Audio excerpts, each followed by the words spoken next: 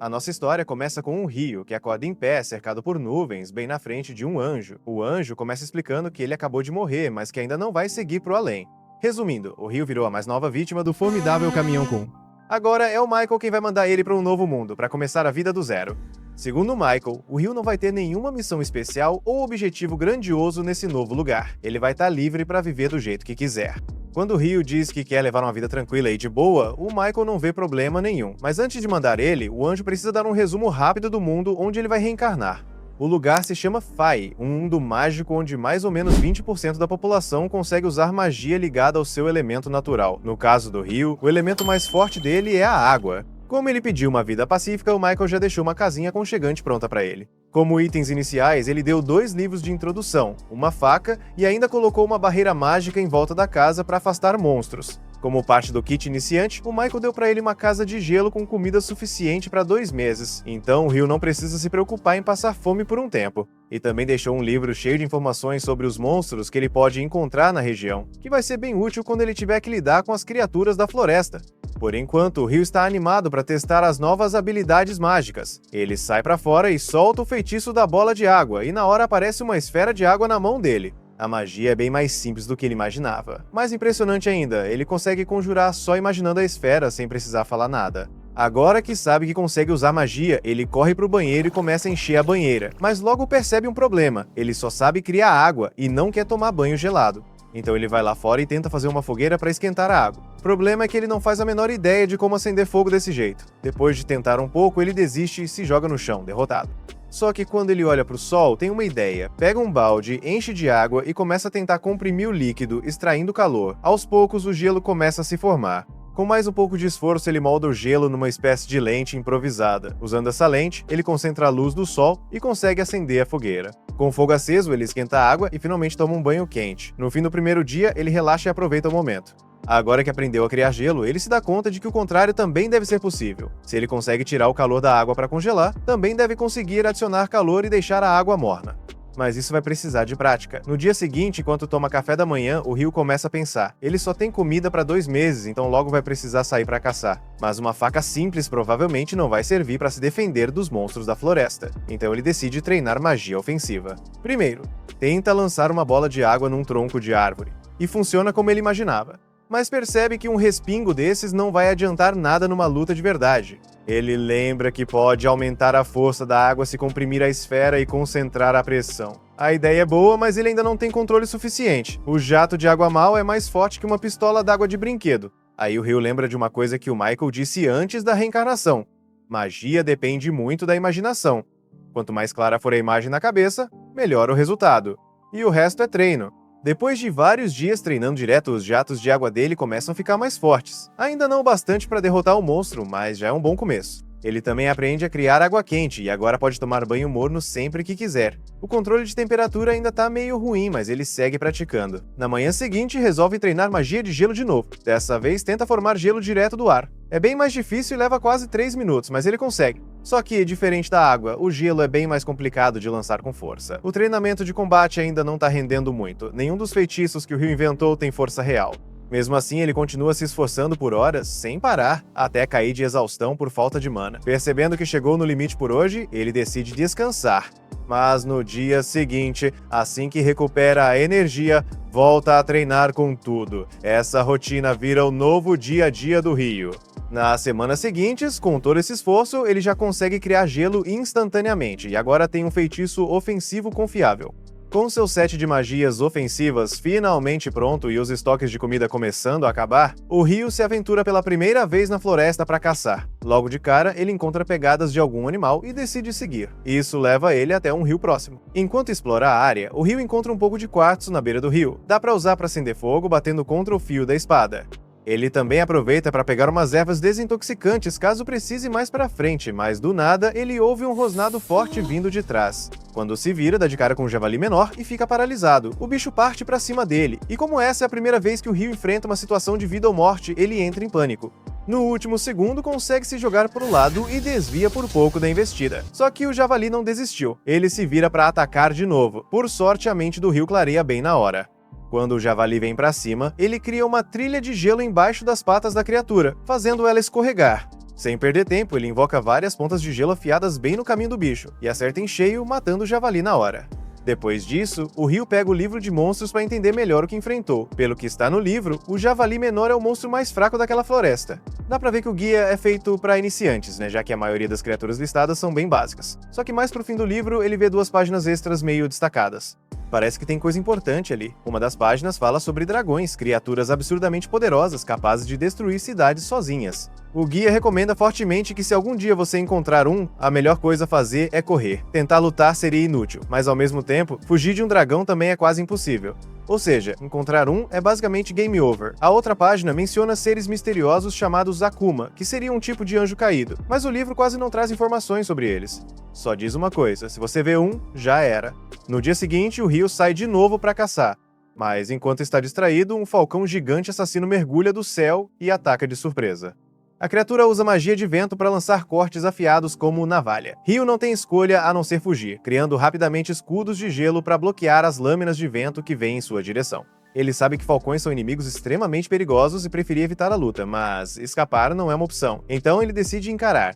Levanta a mão e dispara vários jatos de água, mas o falcão desvia com facilidade e vem direto para cima usando mais magia de vento. O Ryu consegue reagir a tempo, forma um escudo de gelo que corta o olho do falcão, fazendo a criatura cair no chão. Pouco depois, o falcão recobra a consciência, mesmo com o olho perdido para sempre. Ele voa para longe, mas antes de desaparecer, encara o Ryu por um instante. Aquele olhar deixa claro, agora é pessoal. Ryu suspira aliviado por ter saído vivo, mas sabe que isso está bem longe da vida tranquila que ele tinha imaginado. Durante a perseguição com o falcão, ele correu tão fundo na floresta que acabou se perdendo. Ele anda por um tempo até que escurece. Enquanto tenta achar o caminho de volta, ele encontra um lago iluminado e bem no meio dele está um Dullahan. E pelo jeito da criatura, ela já percebeu a presença do Ryu. Com o tempo, o Ryu vai melhorando suas habilidades com muito treino, dominando a arte de caçar e conservar comida sem grandes dificuldades. A magia de água dele ficou bem mais poderosa. Agora ele consegue invocar lâminas de gelo afiadas como facas e fazê-las caírem num instante. Até os jatos de água dele ficaram mais fortes, já cortam pedra com facilidade. Nesse ponto, ele se tornou bem habilidoso em combate, mas ele não treinou só magia de gelo. Desde o encontro com Dullahan, ele tem ido à floresta toda noite para enfrentá-lo. Curiosamente, o livro de monstros nem menciona esse tipo de criatura. Ou Dullahan não é considerado um monstro, ou é forte demais para estar num manual de iniciantes. De qualquer forma, o Ryu está determinado a encarar. Com o seu bastão de gelo, ele começa a lançar ataques, tratando o confronto mais como um treino do que uma luta de verdade. Mas o Dullahan é muito mais forte e habilidoso. Ryu faz de tudo para se defender com escudos de gelo, tentando bloquear os golpes que vêm, mas mesmo assim é derrotado em segundos. Apesar do Dullahan nunca ter falado uma palavra, o Ryu tem a sensação de que ele está tentando ensinar algo, como se estivesse moldando ele para se tornar alguém mais forte. De repente, o Dullahan ergue a espada e canaliza magia de água para estender a lâmina. Nesse momento, o Ryu fica chocado ao perceber que ele também usa magia de água. Depois de mostrar como a técnica funciona, o Dullahan entrega a espada para o Ryu e vai embora tranquilamente em direção ao lago. Um dia, enquanto o Ryu tá caçando, ele é surpreendido por aquele mesmo falcão assassino do encontro anterior, mas tem algo estranho. Ele não lembra do falcão ser preto. Provavelmente evoluiu, treinou e ficou mais forte só para esse momento de revanche. O falcão mergulha do céu, soltando uma chuva de cortes de vento. O Ryu responde conjurando 5 camadas de muros de gelo para se proteger. Só que agora, com os ataques do falcão bem mais fortes, essas barreiras somem num piscar de olhos. Ele começa a ficar ansioso, sentindo a pressão. Desesperado, o Ryu corre pelo campo, levantando muros de gelo para tentar escapar dos golpes. Quando vê uma brecha, ele ataca com várias pontas de gelo, mas o falcão desvia fácil, avançando com uma velocidade absurda. E ainda não acabou. O falcão solta um grito bem agudo. Numa frequência que atrapalha a magia do Ryu, os escudos de gelo desaparecem e ele fica totalmente exposto. O falcão continua parado no ar, bem na frente dele, e o Ryu sente que vem um ataque forte. Só não sabe quando. Segundos depois, sente uma carga elétrica no ar e do nada um raio é lançado direto nele. Por sorte, ele consegue usar um pedaço de pau como para-raios e pular pro lado, escapando por um tris. Ainda se recuperando do susto, o falcão mergulha de novo para dar o golpe final com as garras. No último instante, Ryu invoca sua espada de gelo e consegue desviar o ataque. Eles trocam mais alguns golpes até que o Ryu lembra do treinamento intenso com o Dullahan. Quando percebe uma abertura na defesa do falcão, ele acerta a espada direto no pescoço da criatura. O falcão cai no chão e o Ryu caminha até ele, com uma sensação estranha de compreensão. Ele entende como o falcão se sente. Depois de perder um olho, ele treinou sem parar, tentando provar que era mais forte. E o Ryu também fez a mesma coisa. Treinou, evoluiu e no fim venceu. Depois disso, o Ryu começa a voltar para casa, mas do nada um dragão aparece na frente dele. ele se lembra do que o livro dizia: dragões são invencíveis, e acha que esse é o fim. Mas para sua surpresa, o dragão fala com ele por telepatia. E o mais inesperado, não parece nada agressivo. O dragão diz que tá só de passagem, procurando um falcão preto que passou por ali. Ele quer saber se o Ryu viu alguma coisa. Aliviado por não estar em perigo, Ryu entende que o dragão tá falando do falcão que ele acabou de derrotar. Meio nervoso, ele se desculpa e explica que foi atacado primeiro e só se defendeu. O dragão fica chocado ao saber que um humano derrotou um falcão, mas não parece bravo. O que realmente chama a atenção dele é a espada que o Ryu tá carregando. Ele reconhece na hora como sendo a espada do Rei Ada. Pra esse rei ter confiado uma arma dessas a um garoto, o Ryu deve ter feito algo importante. O dragão acaba criando um certo respeito por ele. E como o Ryu ainda tá tentando entender esse mundo novo, aproveita para fazer algumas perguntas. Eles acabam conversando por horas, até que anoitece e o dragão diz que precisa voltar para casa. Ryu agradece pela conversa e o dragão também agradece, dizendo que fazia muito tempo que não tinha um papo tão interessante. Eles se despedem. Enquanto isso, lá no céu, Michael tá revisando os registros da reencarnação do Ryu, quando percebe algo que tinha deixado passar. O Ryu recebeu um traço oculto. E é um traço que Michael não via desde que mandou uma garota para esse mundo. Há 10 mil anos. O traço do Ryu é juventude eterna. Michael fica intrigado, é algo bem raro. Ryu vai até a praia com vontade de comer frutos do mar grelhados com sal, mas acaba se deparando com um naufrágio enorme.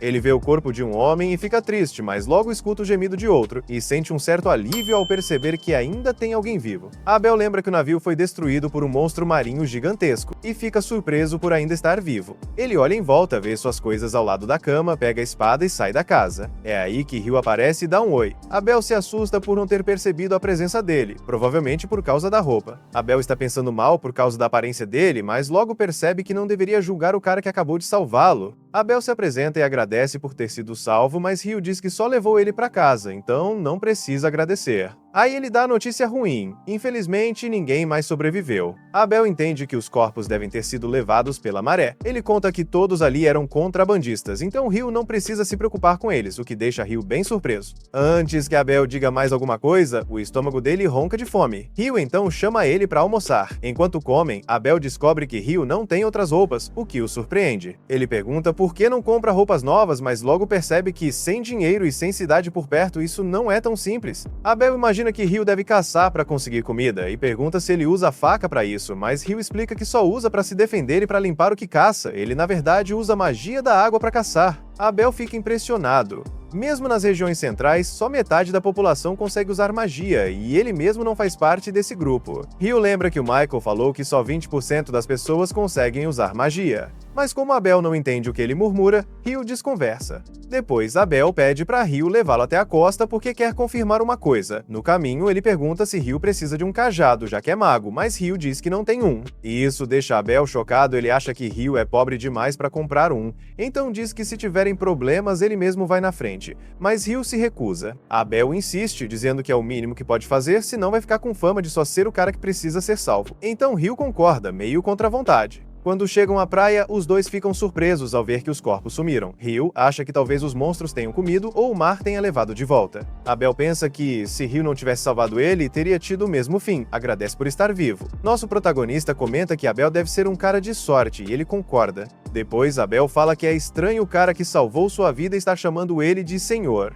Ryu responde que só faz isso porque achou que Abel era mais velho, mas como ele pediu, passa a chamá-lo pelo nome. Abel fica feliz, diz que é assim que os amigos dele o chamam. Ryu se surpreende com Abel chamando ele de amigo, mas antes que pense muito nisso, Abel diz que não conseguiu encontrar o que estava procurando. Ryu pergunta o que ele vai fazer agora, e Abel responde que precisa encontrar os amigos dele de alguma forma, e o primeiro passo é chegar até a cidade de Lum. Ryu nunca foi lá, mas acredita que fica ao norte e que eles vão ter que atravessar a ilha por aquele lado. Abel então tem uma ideia e resolve chamar Ryu para ser o guia dele.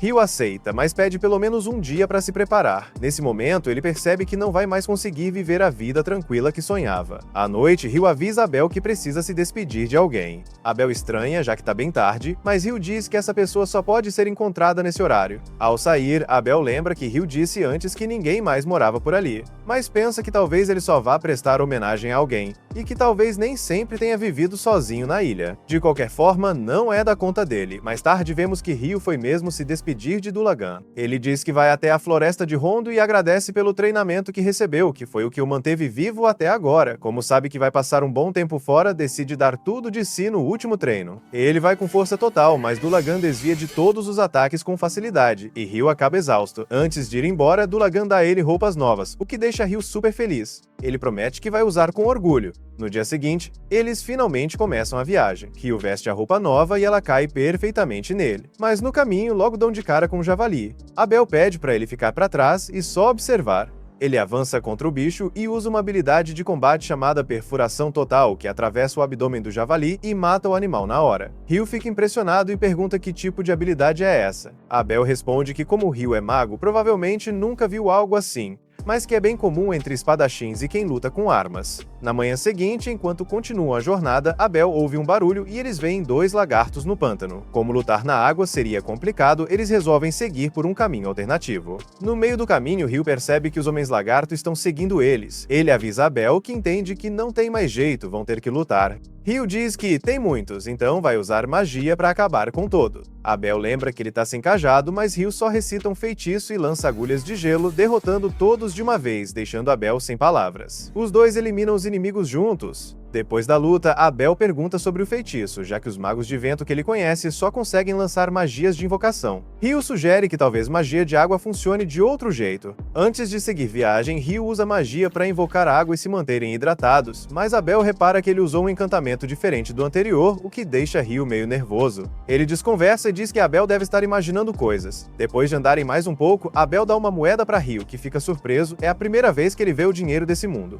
Abel explica que aquela é uma moeda de bronze chamada Florin, usada no reino de Nightley, onde fica a cidade de Lan. Ele também explica que cada província tem sua própria moeda, mas todas usam os mesmos valores. Nightley é uma das 3 grandes nações, junto com o Império Bogi e a Federação Hydalyeu. Ryu acha o nome Bogi meio esquisito, e Abel pergunta se ele tem algum problema com o país. Ryu responde que só acha o nome diferente mesmo. Aí comenta que o nome de uma nação é importante, porque as pessoas precisam se apresentar dizendo "Eu sou de Buogi", o que, para Ryu, soaria bem estranho. Ele admite que não gostaria de dizer isso, e Abel acha que ele tá exagerando. Depois de um tempo, finalmente eles saem da floresta, mas enquanto caminham, Abel percebe que uma pedra está se mexendo. Ele se prepara para atacar, mas Ryu cria uma parede de gelo e bloqueia o ataque. Abel avisa que estão cercados, acabaram encontrando um ninho de golems de pedra. Ryu fica surpreso porque achava que eles eram humanoides com braços e pernas. Abel pede para ele ficar onde está e corre para atacar com a perfuração total, mas o golpe não faz efeito, o golem se regenera na hora, deixando Abel chocado. Ryu pede para tentar algo e Abel deixa.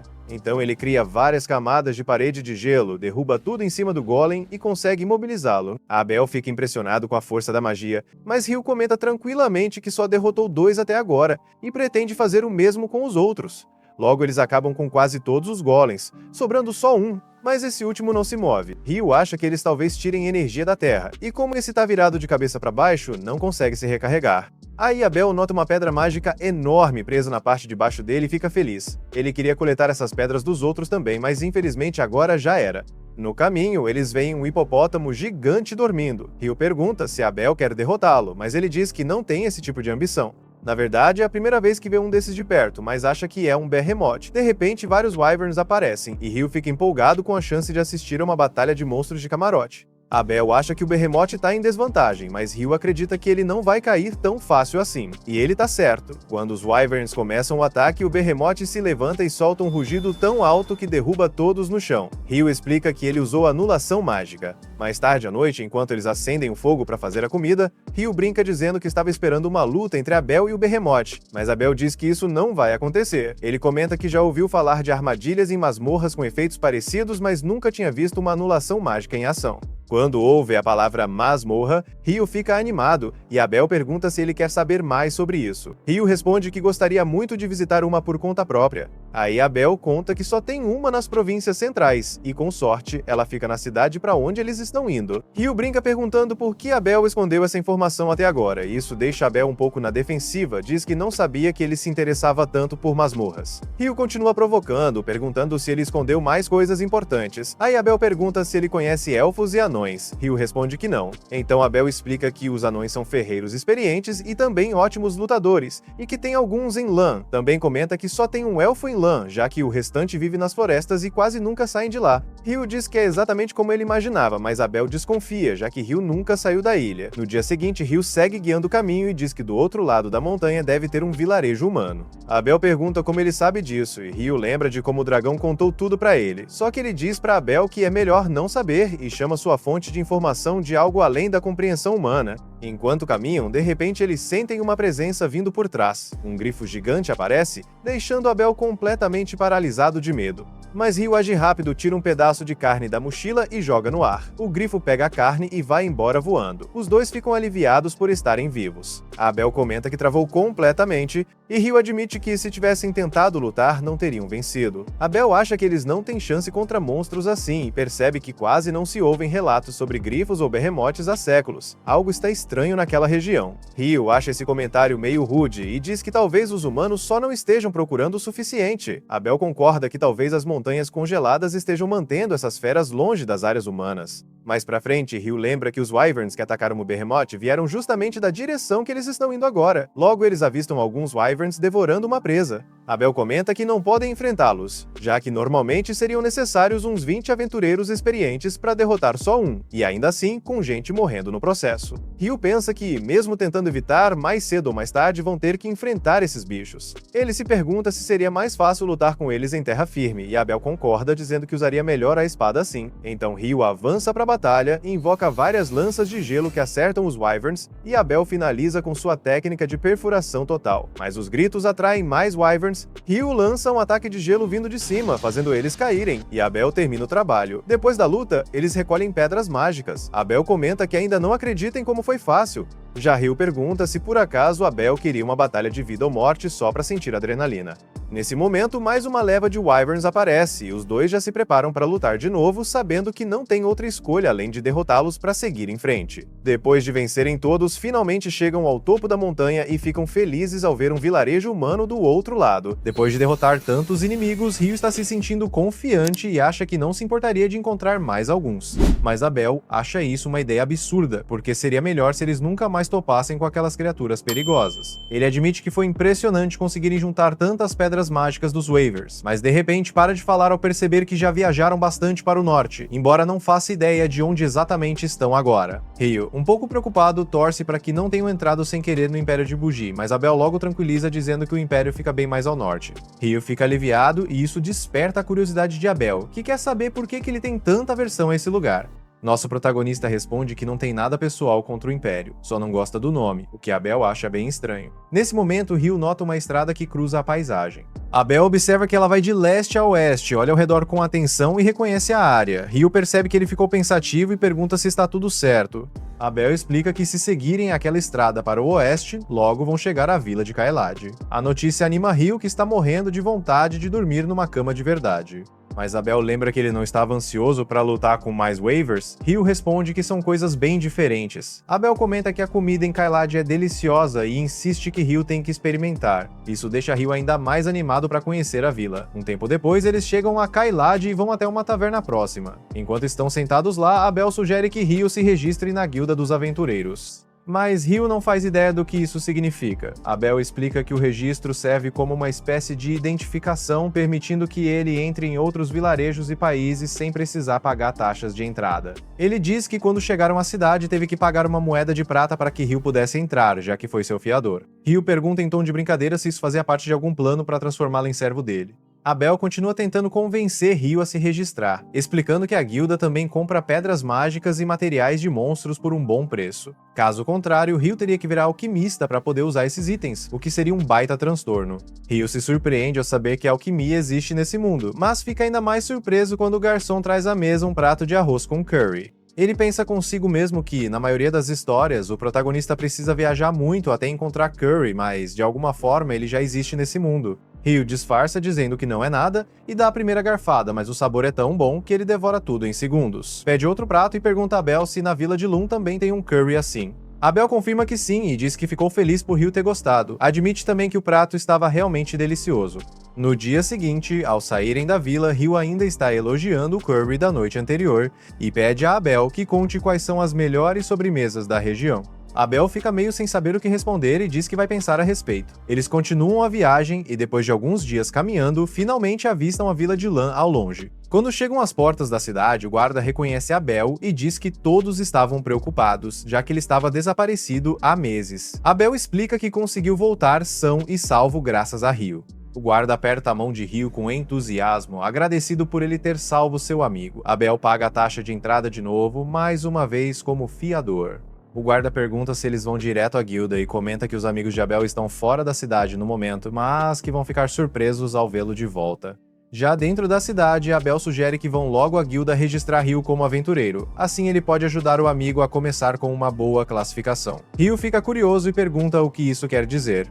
Abel explica que os aventureiros geralmente começam no rank F, mas com a recomendação de alguém de rank B ou superior, podem começar no E ou até no D. Ryu logo percebe que isso quer dizer que Abel deve ter um rank mais alto que B, o que o deixa orgulhoso. Já Abel fica envergonhado e muda de assunto. Mesmo assim, ele continua explicando que os ranks mais altos dão acesso a missões melhores, com recompensas maiores. Diz que vale a pena subir de rank, embora Ryu provavelmente não vá precisar se preocupar com dinheiro, já que vai ganhar muito vendendo as pedras mágicas dos waivers. Nosso protagonista pergunta se essas pedras são mesmo tão valiosas, e Abel explica que são sim, bem raras na verdade. Vender tudo de uma vez até poderia bagunçar o mercado, mas ele confia que a guilda vai saber lidar com a situação. Finalmente, eles chegam à guilda, onde a recepcionista Nina fica surpresa ao ver que Abel ainda está vivo. Logo, vários aventureiros se reúnem ao redor, e Ryu percebe que Abel é bem popular. Pensando que deveria dar um pouco de espaço, Ryu sai para tomar um ar. É nesse momento que uma garota elfa passa por ele e repara na roupa que ele está usando, a roupa do Rei das Fadas. Ela comenta que ele deve ter causado uma ótima impressão no rei. Ryu não consegue responder direito, então ela diz que tá com pressa e que talvez eles se encontrem novamente algum dia, e vai embora.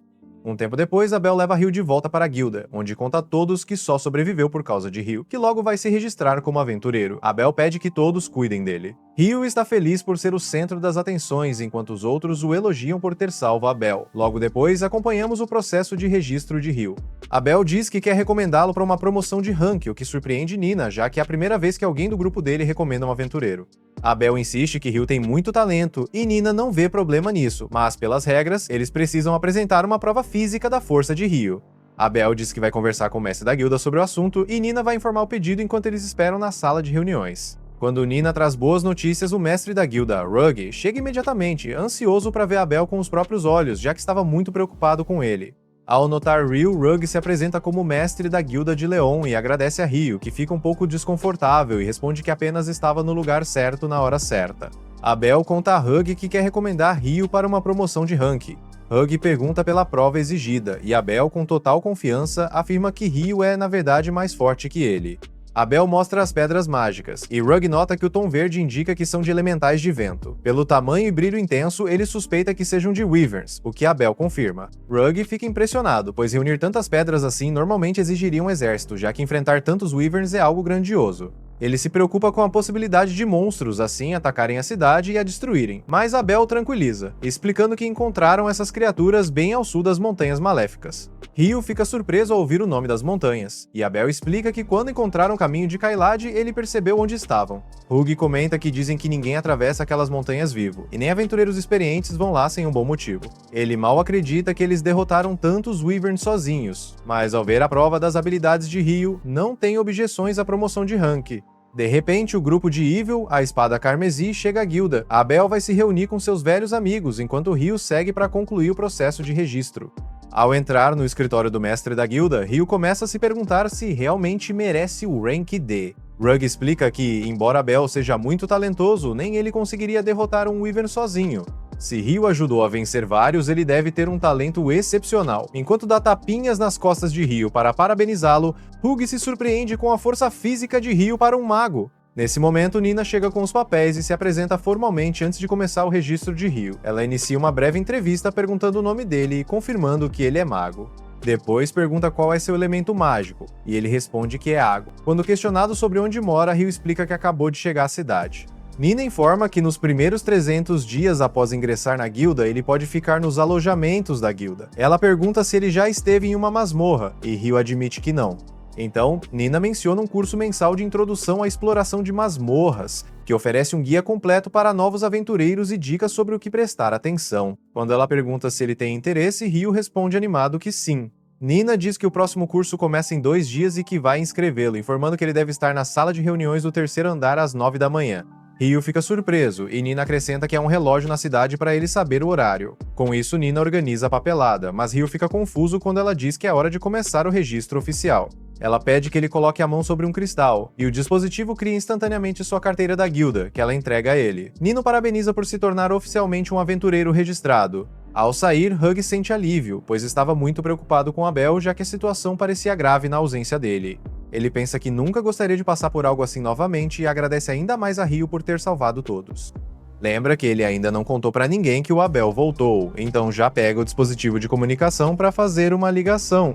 Enquanto isso, o Abel leva o Ryu para dar uma volta, e quando o Ryu pergunta para onde vão, o Abel fala que vão pegar as recompensas por ele ter ajudado a voltar para a vila. O Abel diz que quer comprar roupa nova e um cajado para ele. Nosso protagonista agradece, mas admite que não entende por que o Abel fica falando tanto desse tal cajado. O Abel explica que é porque ele é mago, mas o Ryu fala que pode usar magia sem precisar de um e que também usa a espada para lutar de perto. O Abel fica surpreso e pergunta sobre essa espada, aí o Ryu mostra para ele. Só que o Abel acha que parece mais uma faca do que uma espada de verdade e fica preocupado sem querer magoar o Ryu, mas o Ryu nem liga pra isso. Em vez disso, pede ajuda pro Abel porque tem muita coisa que ele ainda não sabe desse mundo. Logo, o Ryu aprende que aqui um dia tem 24 horas, uma semana tem 7 dias e o mês tem 30 dias, basicamente igual à Terra. Ele fica surpreso ao descobrir que as roupas são medidas em centímetros também. Acha muita coincidência e começa a pensar se pode ter alguma conexão, tipo, alguém que reencarnou nesse mundo antes dele, o que explicaria tanta coisa igual ao planeta dele. Depois, o Abel convida ele para a festa dele, onde o Ryu é o convidado de honra e é apresentado para todo mundo como o salvador dele. Na manhã seguinte, a Nina anda com ele e pergunta se ele se divertiu na noite anterior. O Ryu diz que sim, mas admite que tá meio cansado. Logo, chegam no dormitório do grupo e quando entram no quarto, vem um cara fazendo flexão. Quando ele percebe a Nina, fica nervoso. Ela fala que o Ryu vai ser o novo colega de quarto deles, e os dois se apresentam como Nils e Eto. Depois de lembrar o Ryu da aula deles, o Nils comenta que a Nina é linda e que eles deviam parar de ser tão formais entre si. Nesse momento, a Nina volta com mais um novato que também vai ser colega de quarto. Esse novo cara parece bem novo, e o Amon confirma que ele tem só 16 anos. Infelizmente, depois que perdeu os pais, virar aventureiro foi a única saída que ele teve para se sustentar. A Nina conta pro Ryu que o Amon também vai fazer o curso básico de masmorras junto com ele, então eles vão juntos e os dois concordam. Enquanto isso, a amiga do Abel, a Lina, não acredita que um mago consiga fazer um escudo de gelo grosso. Ela acha que geralmente eles são muito finos e que quebram fácil com qualquer corte de vento. Também diz que usar o escudo no ar para atacar um inimigo é impossível, mas o Abel diz que o Ryu fez exatamente isso. A Lina explica que normalmente magia só pode ser conjurada perto do mago, então nada faz sentido para ela. Mesmo assim, a sacerdotisa acredita que se o Abel tá falando, deve ser verdade. Só que a Lina tem medo que, se o Ryu algum dia se voltar contra eles, vai dar problema, ou pior, que ele entre pro reino como inimigo. O Abel garante que isso nunca vai acontecer. Quando perguntam como ele tem tanta certeza, ele responde que é porque o Ryu odeia o nome do reino. No dia seguinte, Ryu tá tendo aulas sobre masmorra. O instrutor avisa que acabaram as lições introdutórias sobre exploração de masmorra. Naquela tarde, eles vão se aventurar no primeiro andar de uma masmorra de verdade. A Amon fica bem nervoso com a ideia, então Ryu sugere que ele não se pressione tanto, senão vai gastar toda a energia antes mesmo de começar. O instrutor pergunta se alguém tem dúvidas. Ryu levanta a mão e pergunta se existe algum jeito de viajar instantaneamente para um andar da masmorra que já foi liberado. A pergunta surpreende o instrutor, que explica que só algumas masmorras nas províncias do sul têm essa função. Ele diz que, pelo que sabe, esse tipo de masmorra não existe em Lan, só ouviu falar por rumores. Amon fica impressionado com o conhecimento do Ryu e pensa que não é à toa que ele alcançou o Rank D, mas Ryu muda de assunto rapidinho, dizendo que só ouviu isso de outra pessoa. À tarde, enquanto os novos aventureiros se preparam, descobrem que a cidade foi praticamente construída ao redor da masmorra. Contam pra eles que a cada poucos anos o número de monstros dentro dela aumenta muito num evento chamado Grande Maré.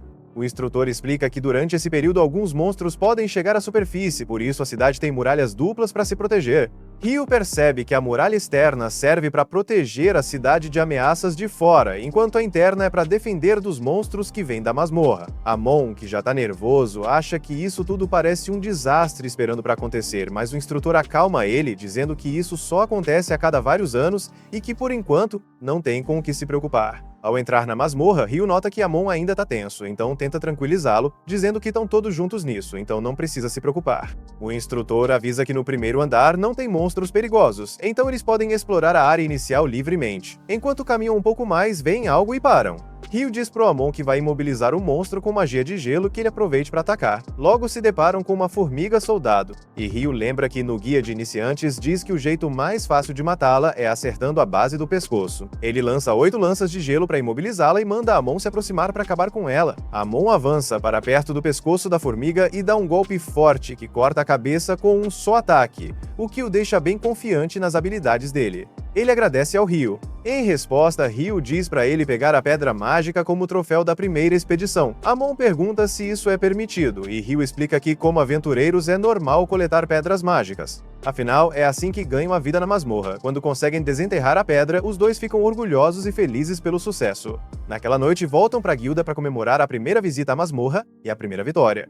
Nils comenta que gostaria de tomar uma bebida alcoólica, mas Eto explica que a guilda não serve álcool e também não permite trazer de fora. Eto acha que provavelmente é para evitar que os aventureiros bebam. Nils reclama que as regras são muito rígidas, já que só estão comemorando a conquista. Eto muda de assunto, dizendo que está impressionado que eles conseguiram derrotar uma formiga soldado na primeira incursão. Amon acha que só conseguiram porque Ryu imobilizou a formiga, dando a chance de atacar, mas Ryu elogia a habilidade do Amon com a espada e diz para ele não desvalorizar o que fez. Nils fica feliz que conseguiram a pedra mágica, enquanto Eto pergunta o que eles planejam fazer no dia seguinte. Amon quer voltar para a masmorra, mas não se sente seguro indo sozinho, então não tá totalmente convencido. Ryu se oferece para ir junto e sugere tentarem chegar até o terceiro andar, o que Amon aceita com entusiasmo. Stuprota acha estranho que uma formiga tenha aparecido no primeiro andar, e Nils diz que normalmente só tem morcegos ali. Eto conta que, nos últimos meses, tiveram relatos de formigas aparecendo no primeiro e segundo andar, o que faz Ryu se perguntar por que elas estão ali. De repente, Abel aparece por trás e entra na conversa, perguntando se as formigas não podem cavar túneis até o primeiro andar. Ryu acha que aventureiros veteranos não deveriam surgir do nada na frente dos novatos, ainda mais quando os amigos dele claramente se assustam. Mas Abel diz que só tá compartilhando um pouco do conhecimento dele para ajudar eles a relaxarem. Ele fala pros amigos do Ryu que, apesar de ser forte, o Ryu tem alguns probleminhas de personalidade, então eles devem cuidar dele. Ryu sente que não deveria estar incomodando eles assim. Quando percebem que Abel é do grupo Espada Carmesi, Nils se levanta de repente, todo orgulhoso, dizendo que é um espadachim Rank F e que Abel é o herói dele. Pede para apertar a mão e Abel aceita com prazer, o que deixa Nils super feliz. Depois, Abel aconselha eles a não se esforçarem demais, lembrando que sobreviver é a prioridade número 1 de qualquer aventureiro.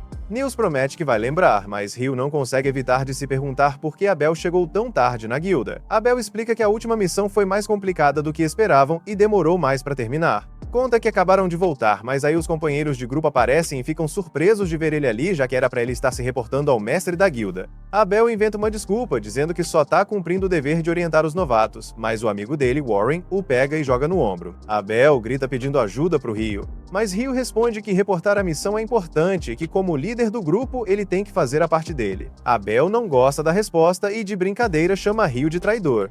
Antes de ir embora, Lin se aproxima do Ryu e fica olhando em silêncio por alguns segundos sem dizer nada. Minutos depois, os amigos do Ryu comentam o quanto ficaram impressionados com o grupo Espada Carmesi. Enquanto elogiam Abel, Ryu não entende por que eles estão tão interessados nele. Enquanto isso, sendo levado pro mestre da guilda, Ria diz pra Lin parar de ficar encarando as pessoas, como fez com o Ryu. Mas Lin responde que qualquer um ficaria curioso depois de ouvir Abel falar tanto dele. Aí Abel diz pra não se preocuparem, que logo vão ver o poder do Ryu por eles mesmos. Os outros só acham que ele tá querendo se mostrar. Na manhã seguinte, Amon tá animado pra voltar pra masmorra, mas Ryu lembra ele de ir com calma, que não precisa correr. Já dentro da masmorra, logo encontram monstros. Ryu lança lanças de gelo contra eles. Amon, mais confiante, reage rápido quando um lobo pula em cima dele, cortando com facilidade. Outro lobo tenta atacar pelas costas, mas Ryu acerta com lanças de gelo, dando a Amon a chance de finalizar. A cada luta, Amon se sente mais seguro das habilidades. Depois de derrotar todos os lobos, Ryu diz que o estilo de espada do Amon lembra o do Abel. Lembra que Amon mencionou que o mestre dele era um ex-aventureiro da vila. Amon conta que o mestre, chamado Quero, treinou numa escola famosa da capital.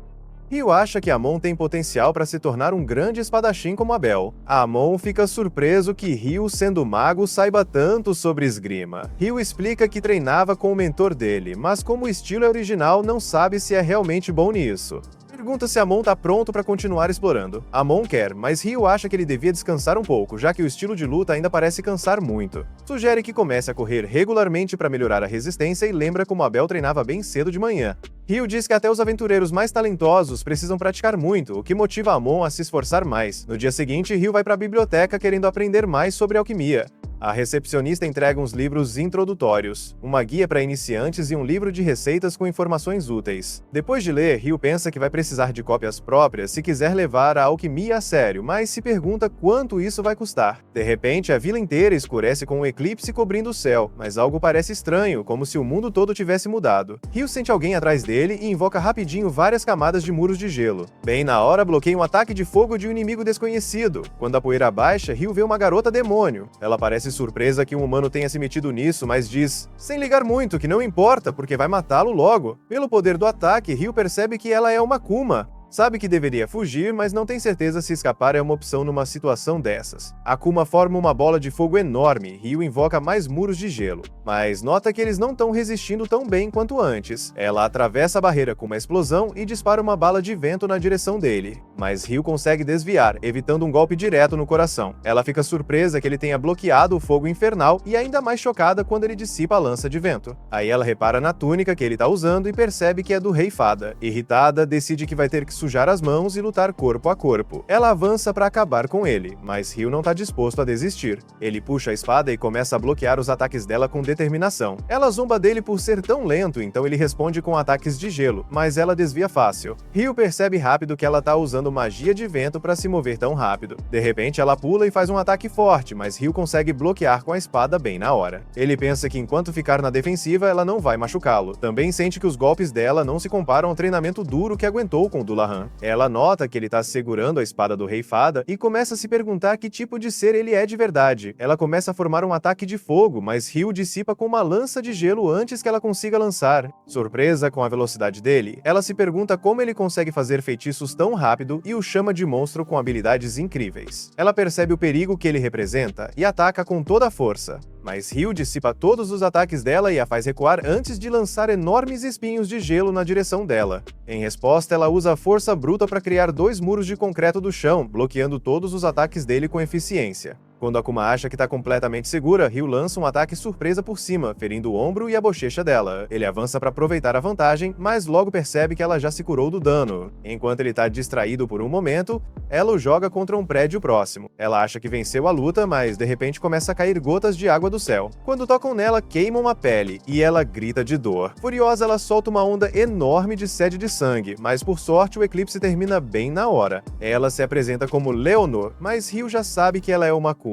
Ela fica surpresa que ele saiba da existência da espécie dela, o que significa que deveria tê-lo matado, mas sabe que é impossível vencê-lo dentro do tempo limite. Leonor diz que gostou da luta e espera vê-lo de novo, mas Ryu não sente o mesmo. Mesmo assim, ela insiste que vão se encontrar outra vez por causa da força dele. Mesmo que ela não volte, ele pode encontrar outros como ela. Isso deixa Ryu intrigado, percebendo que tem mais Akumas no mundo. Antes de ir, ela avisa para ele não se deixar matar, porque agora a vida dele pertence a ela. Leonor também espera estar mais forte na próxima vez que se virem, e de repente, some da vista dele. Ryu fica aliviado de estar vivo e acha que foi por causa da túnica, senão teria um buraco no ombro. Ele decide que o próximo passo é comprar os livros, então vai sacar dinheiro da conta. Depois de pegar o dinheiro, Ryu se sente feliz ao perceber que tá bem rico depois de vender as pedras de Wyvern. Pensa que não vai precisar se preocupar com trabalho por um tempo, mas quando volta pro quarto não encontra ninguém esperando. Resolve ir à livraria comprar os livros de alquimia, mas no caminho vê uns aventureiros incomodando os amigos dele na rua. Ryu ouve o líder dizendo para os amigos dele que sempre tem que estar prontos para um ataque porque os monstros não avisam. Mas antes que ele termine de falar, Ryu derruba os valentões com vários cubos de gelo precisos. O líder Dan fica furioso e tenta acertar Ryu, mas ele desvia fácil e o atinge com a empunhadura da espada, tão forte que Dan acaba vomitando.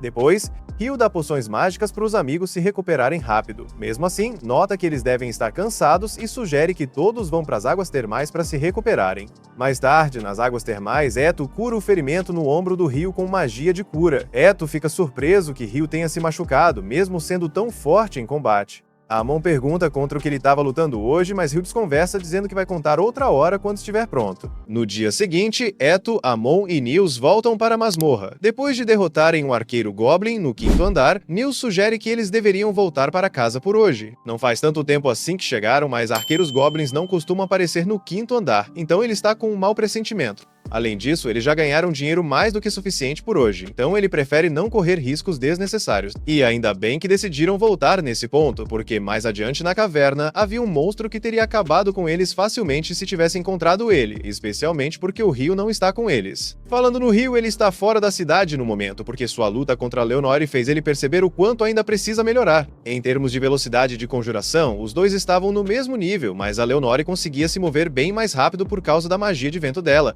Então ele precisa melhorar sua própria velocidade de movimento. Só que o Ryu não sabe usar magia de vento, então vai ter que encontrar outra solução. O melhor feitiço que ele consegue pensar para a propulsão é o jato de água, já que ele usa esse feitiço para se mover melhor debaixo d'água. Mas ele nunca tentou usar esse feitiço para se mover em terra firme, então não sabe bem como fazer.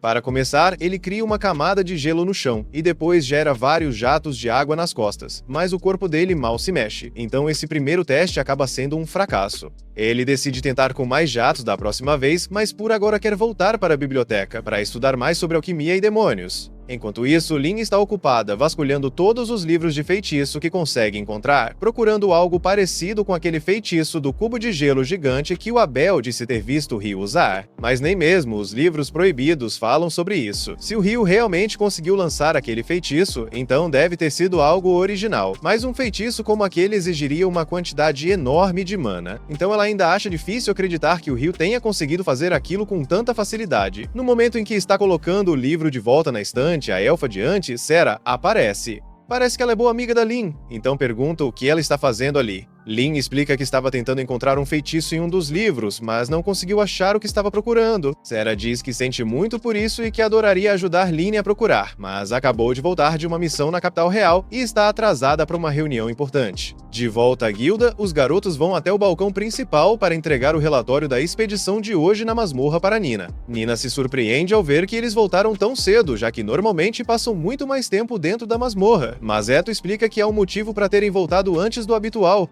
Ele mostra a pedra mágica que conseguiram. Depois de analisá-la, Nina confirma que realmente pertence a um arqueiro goblin. Um arqueiro goblin aparecer no 5º andar é algo praticamente inédito, então ela sai correndo para avisar o mestre da guilda. Mas antes de ir, agradece aos garotos pela informação valiosa. Assim que o mestre da guilda recebe a notícia, ele fica tão surpreso quanto a Nina, porque arqueiros goblins só deveriam aparecer a partir do 10º andar. Encontrar um no 5º andar significa que algo está muito errado. O mestre da guilda pergunta a Nina quantos grupos de aventureiros de alto nível ainda estão disponíveis em Lon no momento. E agora, os únicos disponíveis são o grupo do Abel, a Espada Carmesim e um grupo da Brigada Branca. Então, o mestre da guilda pede que chame esses grupos para que ele possa dar as informações pessoalmente. Pouco tempo depois, Abel e os outros chegam à guilda respondendo à convocação. Mas Abel não está nada animado, porque soube que a Brigada Branca também viria, e ele detesta ter que conversar com o líder deles. Assim que chegam, Abel vê o líder da Brigada Branca, Phelps, já sentado, então apenas faz uma saudação rápida. Com todos presentes, o mestre da guilda explica que o chamou ali porque quer que investiguem uma ocorrência estranha que aconteceu recentemente na masmorra.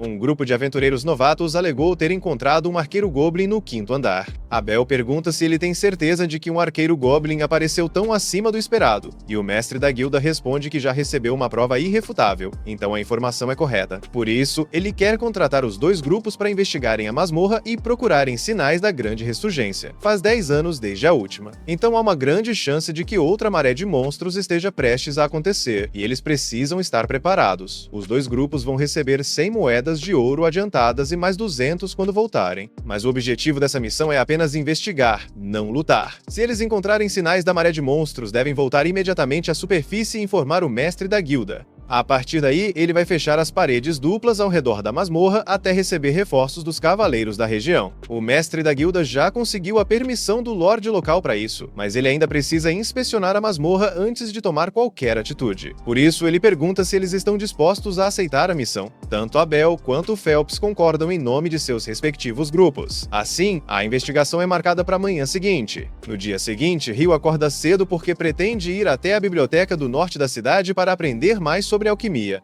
Eto avisa que essa biblioteca só é acessível para pessoas com rank D ou superior, mas isso não vai ser um problema para o Rio. No entanto, Amon lembra de ter ouvido rumores de que os textos proibidos dessa biblioteca só podem ser acessados por aventureiros de rank B ou superior, então o Rio não conseguiria colocar as mãos nesses livros. Pouco tempo depois, Rio chega à Biblioteca do Norte, e a variedade de livros lá é ainda maior do que na Biblioteca do Sul. O lugar é tão grande que ele provavelmente vai precisar de ajuda para encontrar os livros que está procurando, mas ele acha que as pessoas vão achá-lo estranho se começar a falar sobre demônios do nada. Justo quando ele está subindo uma escada, acaba encontrando a Sera, e os dois se surpreendem ao se verem ali. Enquanto isso, na entrada da masmorra, os membros da Espada Carmesim e da Brigada Branca já estão reunidos em frente aos portões, se preparando para a investigação. Mas bem na hora em que o mestre da guilda está prestes a abrir os portões, Abel o interrompe porque está com um pressentimento ruim. Ele pede para Lynn usar magia de vento para retirar a camada de névoa na entrada da masmorra antes que eles entrem. E quando ela faz isso, descobre que mais de 100 monstros estão posicionados bem na entrada, o que significa que a maré de monstros já começou. O mestre da guilda declara estado de emergência e envia uma convocação para todos os aventureiros disponíveis irem até a masmorra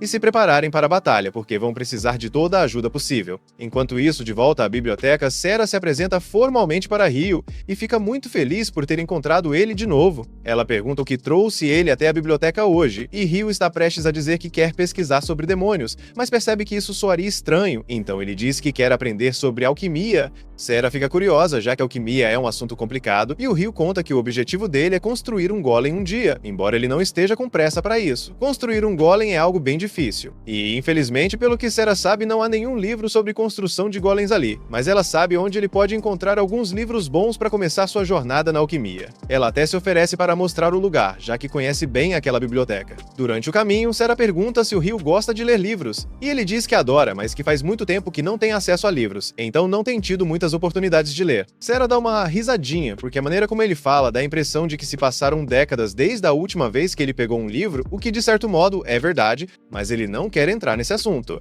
Então muda de tópico e comenta como acha legal o fato de ela ser uma elfa. Sera admite que é raro encontrar elfos vivendo em cidades humanas, então talvez ela seja vista como alguém um pouco estranha, mas no fim das contas, morar na cidade fez com que ela conhecesse o Rio, então ela não mudaria nada. Enquanto Rio e Sera continuam andando tranquilamente pela biblioteca, todos os portões da masmorra são trancados e todos os aventureiros disponíveis são posicionados nas muralhas, se preparando para a ameaça que está por vir. Pouco tempo depois, os portões principais da masmorra se abrem com força, e centenas de goblins começam a sair em massa. Então, os aventureiros começam o ataque, disparando centenas de flechas enquanto os magos lançam o máximo de bolas de fogo que conseguem. Essa será uma batalha de resistência. Sempre que alguém se fere, é retirado da formação para ser curado e poder voltar à luta. Mas com tantos goblins por ali, o mestre da guilda começa a se preocupar se vão mesmo conseguir segurá-los por muito tempo. Phelps orienta todos os membros do grupo dele a economizarem energia, e Abel lembra a Lynn para não usar magia em excesso, pois não podem correr o risco de ela ficar sem mana logo no início. Infelizmente, as flechas estão acabando, e Abel não sabe por quanto tempo mais conseguirão resistir. Pouco depois, Nils e alguns outros aventureiros de apoio chegam, trazendo todas as flechas que conseguiram encontrar. Agora, com isso, eles devem conseguir conter os goblins. Mas além disso, Nils traz uma mensagem do mestre da guilda para o Abel. Assim que os goblins menores forem eliminados, a Espada Carmesim e a Brigada Branca terão que enfrentar o chefe quando ele aparecer. Algumas horas depois, quase todos os goblins normais já foram derrotados, e o chefe deve surgir a qualquer momento. Então o mestre da guilda dá o sinal para que a Espada Carmesim e a Brigada Branca avancem e ataquem. Todos pulam das muralhas e Lynn usa magia para garantir que todos aterrissam com segurança. Ainda restam alguns goblins no chão, então Abel e Phelps correm na frente para acabar com eles. Em seguida, eles voltam a atenção para o grande general Goblin que acabou de sair da masmorra, mas para a surpresa deles, não é apenas um, são 3 generais Goblins diferentes. E isso é um péssimo sinal, já que 3 generais geralmente significam que há um rei Goblin por perto, então eles precisam resolver isso o quanto antes. Abel avisa que ele e Phelps vão enfrentar um general cada, enquanto Ria e China cuidam do terceiro. Com o plano definido, todos entram em ação. Abel desvia do ataque de um dos generais, contra-ataca e consegue cortar o braço dele. Então parece que não será tão difícil derrotar os generais goblins. Mas, de repente, ele percebe algo estranho vindo da direção da masmorra. Ele grita para todos se abaixarem imediatamente. No instante seguinte, uma lâmina de vento é lançada em linha reta e corta todos os generais goblins ao meio. Por sorte, os outros conseguiram se abaixar a tempo e evitar serem atingidos. O responsável pelo ataque de vento é o Rei Goblin, e fica claro que derrotá-lo não será tão simples quanto os outros. Abel e Phelps correm na direção dele para tentar pegá-lo de surpresa. No entanto, quando Phelps tenta perfurá-lo com sua lança, o golpe ricocheteia na armadura do Rei Goblin. Ele é forçado a recuar, já que não consegue causar dano. A Abel, por outro lado, não diminui o ritmo. Ele parte direto para cima do Rei Goblin e usa sua técnica de sombra perfeita para desviar do ataque, conseguindo perfurar o peito do inimigo. Isso não é o suficiente para matar o Rei Goblin, mas Abel nem esperava derrotá-lo sozinho. Ele então chama por Lyn, que vinha carregando um feitiço de projétil de vento esse tempo todo. Assim que Abel sai do caminho, ela dispara o feitiço e perfura completamente o Rei Goblin, encerrando a batalha de uma vez por todas. Todos voltam para a guilda para comemorar a vitória, e quando Ryu retorna, ele não tem ideia do porquê de todo mundo estar tão feliz. Mas enquanto os outros membros da guilda festejam, o mestre da guilda está atolado em papelada, porque ainda precisa enviar os relatórios sobre o Javali Titânico e processar todos os pagamentos dos aventureiros que ajudaram a lidar com ele. E além disso, é questão de tempo até os pesquisadores da capital real aparecerem querendo coletar dados sobre o Javali, e ele também terá que lidar com isso. Enquanto isso, na festa, Abel acabou de explicar tudo o que aconteceu com o Javali enquanto estava na biblioteca. Quando os amigos de Abel chegam, Lyn aproveita para perguntar algo a Ryu que já queria saber fazia tempo. Ela quer confirmar se ele realmente consegue criar paredes grossas de gelo à distância. Ryu confirma, e para ser mais exato, diz que consegue lançar feitiços até uns 40 metros. Mas admite que levou muito tempo para dominar a técnica, então não é tão simples quanto parece.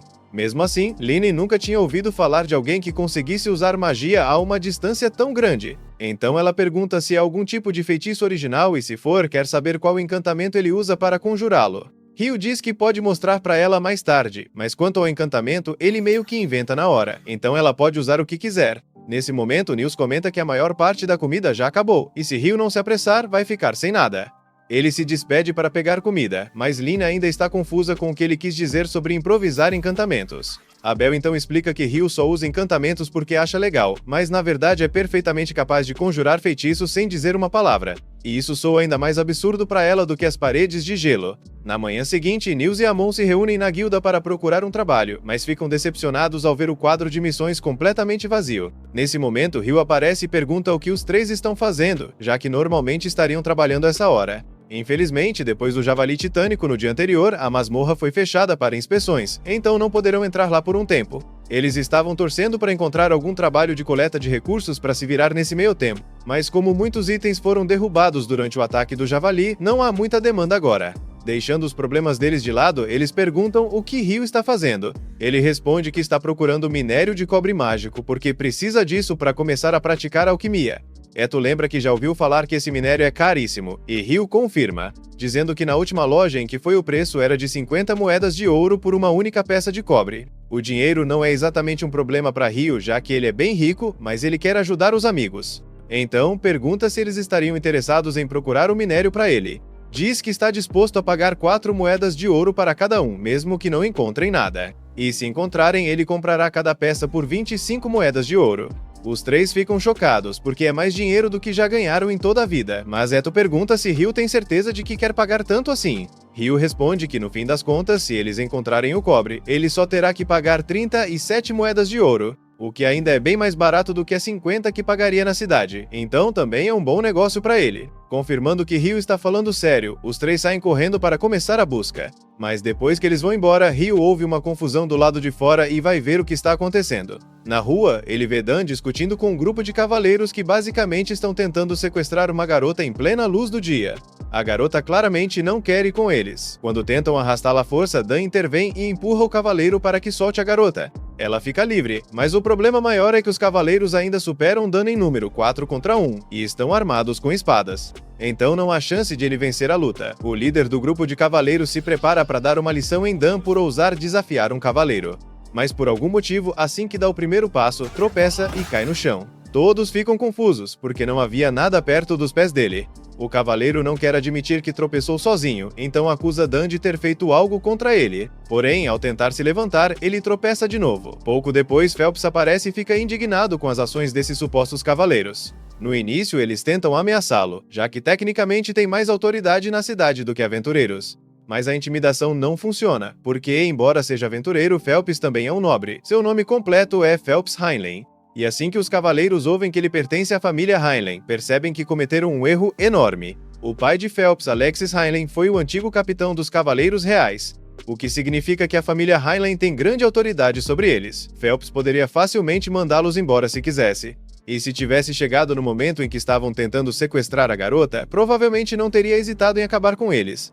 Mas agora, tudo que sabe é que eles estavam prestes a atacar Dan em grupo. Então, ele grita com eles, dizendo que são uma vergonha para a cavalaria, e que desapareçam antes que ele mude de ideia sobre deixá-los ir. Assim que os cavaleiros se afastam, Phelps olha para Rio, porque percebeu o que ele fez mais cedo. Já tinha ouvido de Abel que a magia de Rio era extraordinária. Mas ver com os próprios olhos ainda foi incrível, porque ele nunca tinha presenciado alguém usar magia a uma distância tão grande e com tanta precisão. É claro que ele não pretende contar a ninguém que foi Rio quem fez aqueles cavaleiros reais escorregarem, já que isso daria uma baita dor de cabeça para ele, mas aprecia muito o fato de Rio ter ajudado, porque sente que é pessoalmente responsável por permitir que pessoas tão podres tenham se tornado cavaleiros reais. Mais tarde naquela noite, Rio está jantando na taverna quando Abel aparece. É raro vê-lo sozinho, sem o resto do grupo, então Rio imediatamente assume que Abel deve estar indo para o Distrito da Luz Vermelha. Nessa hora, Abel entra em pânico e pede para Rio parar de falar antes que alguém escute. E com suas habilidades dedutivas de mestre, Rio conclui que, já que Abel não quer que pensem que ele é o tipo de pessoa que frequenta o Distrito do Prazer, é porque deve estar interessado em alguém.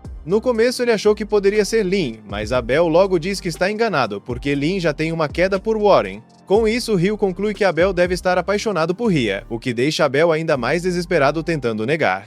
Mas, na prática, isso só confirma a suspeita de Rio. Deixando a paixonite de lado, Rio pergunta o que Abel está realmente fazendo sozinho à noite. Tecnicamente, ele está indo ao Distrito do Prazer, mas não pelos motivos comuns, e já que Rio está ali, ele poderia ajudá-lo.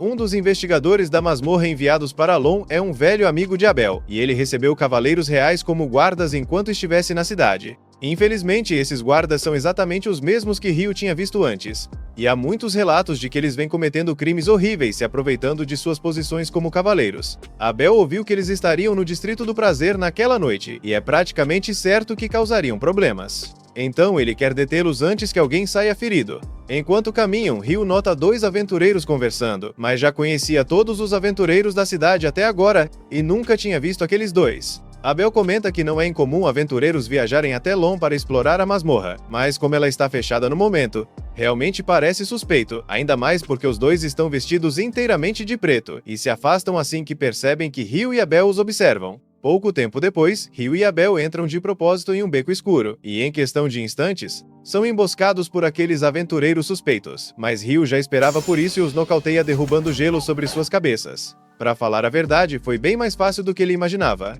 mas eles ainda não sabem quais eram as intenções daqueles homens, então terão que entregá-los aos guardas para interrogatório. Enquanto isso, em outra parte do Distrito do Prazer, Phelps caminha sozinho quando aqueles cavaleiros o atacam pelas costas. O líder deles ainda se sente humilhado por Phelps ter atrapalhado seus planos mais cedo, então ele e os outros planejam matá-lo naquela noite. Mas no exato momento em que estão prestes a sacar suas espadas, percebem que não conseguem se mover. Na verdade, tudo aquilo era uma armadilha orquestrada por Phelps, porque agora ele sabe o quão corrupto esse grupo de cavaleiros realmente é.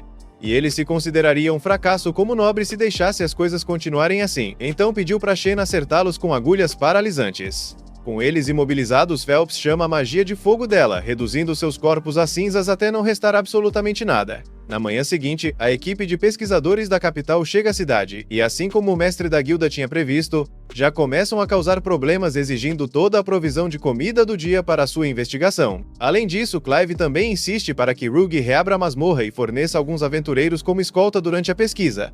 Rogue responde que Clive está sendo totalmente irracional, porque ninguém sabe em que estado a masmorra está agora, e ela pode ser extremamente perigosa. Mas Clive lembra a Rogue recebeu autoridade total sobre a investigação, então Rogue tem que fazer tudo o que ele mandar. O conselheiro Arthur pede desculpas a Rogue pelo comportamento de Clive e promete repor os suprimentos que foram tirados da cidade, o que Rogue agradece muito, mas Clive ainda se recusa a desistir de reabrir a masmorra para entrar.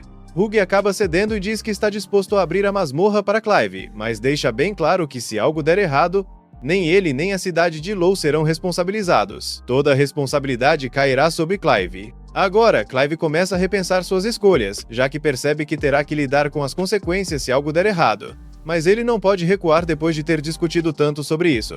No fim, ele aceita os termos de Hugh, mas ainda resta a questão de encontrar aventureiros para acompanhar a equipe de pesquisa. Um pouco depois, Hugh está indo para a cantina quando uma garota aparece correndo e pergunta se ele pode mostrar o caminho até a Guilda dos Aventureiros. Hugh estava a caminho do almoço, mas como ela precisa de ajuda, ele a leva até a guilda. O nome da garota é Natalie Schwarzhoff, e ela veio entregar uma carta pedindo o apoio do grupo de Abel para proteger a equipe de investigação na masmorra. Hugh fica surpreso ao ouvir que uma equipe de investigação será enviada para lá, já que a masmorra está fechada. Mas Abel tem certeza de que alguém deve ter dado um jeito de forçar Hugh a reabrir o local. O motivo da masmorra ter sido fechada em primeiro lugar foi que décadas atrás, depois de uma maré mágica, um grupo de aventureiros de rank A foi enviado para investigar, mas nenhum deles voltou. Nem mesmo o líder, que era praticamente um super-humano de rank S, jamais foi visto de novo. E se algo lá embaixo foi forte o bastante para derrotar um rank S, a guilda não quis correr riscos. Desde então, a regra passou a ser fechar a masmorra sempre que ocorre uma maré mágica.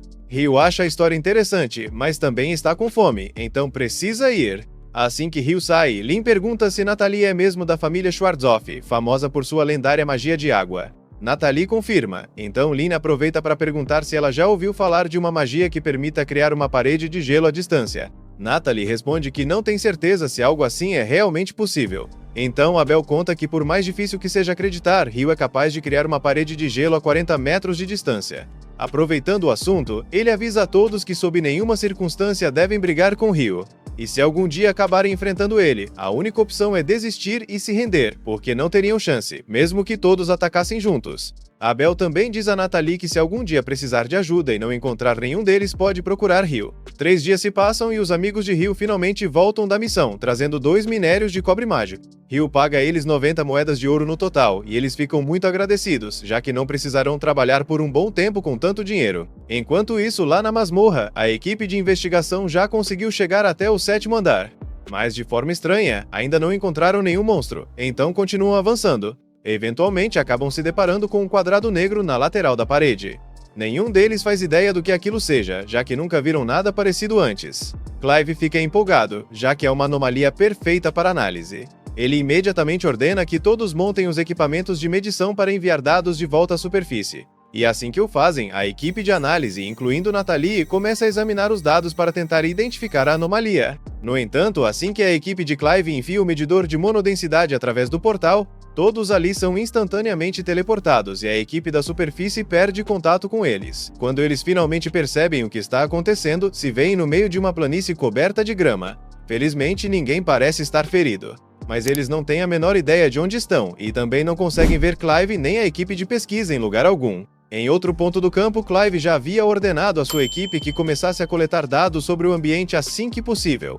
Se a hipótese dele estiver correta, o portão deve ter teleportado todos para um novo local. Isso significa que há um risco real de ataque, então todos precisam ficar atentos. Apesar do perigo, Clive está contente com o ocorrido, já que isso pode dar a ele uma visão mais clara sobre sua teoria de que os monstros da Grande Maré se originaram do 38º andar da masmorra. E como foi ele quem descobriu o portão de teleporte, está confiante de que receberá uma promoção para chefe do departamento quando voltarem à superfície. Mas isso só se conseguirem sair vivos, porque as criaturas que habitam aqui embaixo dificilmente serão amigáveis. Na superfície, Natalie e o restante da equipe de pesquisa ainda tentam entender o que aconteceu com os aventureiros, quando o localizador de repente volta a funcionar. O sinal só dura um instante, insuficiente para estabelecer comunicação. Mas com base nas informações captadas, parece que a equipe de expedição acabou indo parar no 40º andar da masmorra.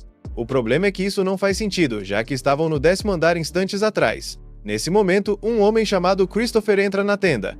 Ele se apresenta como pesquisador do Colégio de Magia, que também veio participar da investigação. Ele entende que tecnicamente ele e a equipe de Natalie são rivais, mas diz que precisa saber se algo estranho aconteceu dentro da masmorra, e ficaria agradecido se pudessem compartilhar o que sabem. Natalie e os outros pesquisadores ficam hesitantes em revelar informações tão delicadas. Então Christopher explica que pouco tempo atrás, estava entrando na masmorra junto dos aventureiros designados para a segunda expedição de pesquisa. Mas no exato momento em que iam cruzar a entrada, todos que estavam à sua frente desapareceram. É por isso que ele está desesperado para descobrir o que aconteceu. O testemunho de Christopher confirma que os aventureiros realmente foram teleportados, e isso explica como acabaram no 40º andar, mas não torna a situação menos grave. Até hoje, o ponto mais distante alcançado por qualquer aventureiro foi o 38º andar.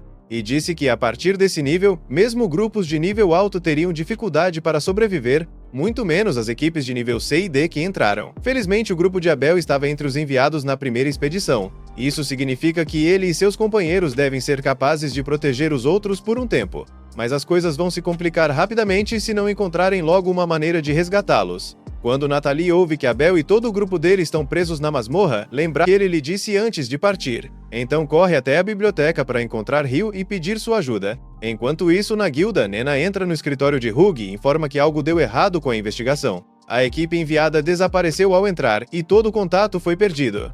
Por isso, Reitor Christopher está pedindo a presença de Hugh para que possam entender o que está acontecendo. Hugh se levanta de imediato e diz a Mina que vai para lá imediatamente. Mas, enquanto estiver fora, quer que ela mantenha os detalhes da situação em segredo, pois se os outros aventureiros descobrirem, pode haver um pânico em massa. Ao mesmo tempo, Ryu está andando pela biblioteca como de costume, mas não tem feito muito progresso em sua pesquisa, já que não sabe onde encontrar os livros de que precisa. Ele realmente gostaria que Sarah estivesse ali, pois tem certeza de que ela saberia onde procurar. E por sorte, ela está justamente no corredor ao lado. Ryu fica radiante ao vê-la e vai até ela, explicando que tem tentado pesquisar sobre registros de eclipses e grandes marés, mas não faz ideia de onde procurar. Sarah diz que pode ajudá-lo, já que sabe exatamente onde esses registros estão. Pessoalmente, ela acredita que há uma ligação entre os eclipses e as grandes marés, porque antes de cada um deles ocorreu um eclipse 2 dias antes, um padrão que se repetiu várias vezes na história. Mas ela ressalta que foi preciso uma quantidade enorme de pesquisa para perceber essa conexão. Então quer saber por que Ryu de repente está tão interessado nesse assunto. No entanto, Ryu não pode simplesmente contar que lutou contra um demônio no meio da cidade durante o último eclipse. Então muda de assunto e pergunta: se Sarah sabe por que as pedras mágicas mudam de cor, ela percebe que ele está escondendo alguma coisa, mas decide deixar passar por enquanto e explica que a cor da pedra muda de acordo com o tempo de vida do monstro. Ryu já sabia disso, e é justamente parte do motivo de seu interesse pela Grande Maré. Segundo os relatórios, todas as pedras mágicas obtidas dos monstros que vieram com o fenômeno eram transparentes. No momento, as pessoas acreditam que esses monstros sobem dos níveis mais baixos durante uma grande maré, mas o fato de as pedras serem transparentes indica que esses monstros haviam surgido recentemente. Ryu se lembra de que os registros de todas as outras grandes marés relatam o mesmo fenômeno das pedras claras. Ele fica surpreso, porque não achava que registros tão detalhados estariam disponíveis ali. Sarah explica que, na verdade, esses registros estão em péssimo estado e todos escritos em pergaminhos.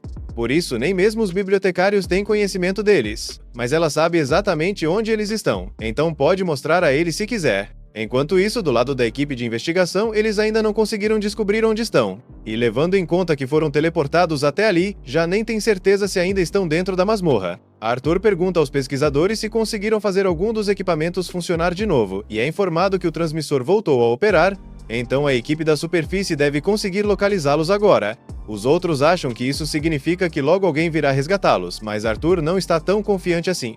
Abel pergunta se há algo preocupando, e Arthur explica que o ar ali parece estranho. Se tivesse que descrever, diria que é parecido com a sensação de estar dentro do feitiço quadrado de santuário. E esse feitiço é a defesa suprema, capaz de repelir qualquer ataque físico ou mágico. Se aquele lugar for semelhante, isso significa que estão presos dentro de algum tipo de barreira que os isolou do mundo exterior. Abel começa a entender a gravidade da situação e pede para Lin usar seu feitiço de sondagem para investigar a área. Ela obedece, e sua magia alada detecta um grande grupo de pessoas a uns 500 metros de distância. Para ser exata, cerca de 100 humanos, mas junto deles há aproximadamente uma dúzia de formas de vida que ela não consegue identificar. Isso é bem estranho, mas por enquanto é a única pista que eles têm, então decidem seguir na direção desse grupo. Enquanto isso, na superfície, Hugh acaba de ser informado de que a equipe de investigação foi teleportada para o 40º andar. Ele não consegue acreditar em tamanha falta de sorte. Mesmo que reunisse todos os aventureiros da cidade em uma missão de resgate, jamais conseguiriam chegar tão fundo. Além disso, ainda não sabem o que causou a teleportação. Por isso, Christopher afirma que seria arriscado demais mandar qualquer pessoa lá para baixo no estado atual das coisas. Tudo o que podem fazer é esperar e rezar para que a equipe esteja a salvo. Mas, ao olharmos para a equipe, vemos que estão longe de estar seguros. Chamas infernais caem sobre o grupo de pesquisa de Clive. Alguns magos conseguem erguer escudos a tempo para se proteger, mas muitos não tiveram a mesma sorte. Clive mal consegue entender como chegaram a esse ponto, mas tem certeza de uma coisa: as criaturas que os atacam batem exatamente com a descrição dos demônios que ele já havia lido em antigos registros. E se esses demônios forem realmente tão aterrorizantes quanto está escrito, então eles estão perdidos. Um grupo de aventureiros avança para tentar pegá-los de surpresa, mas é destroçado em segundos.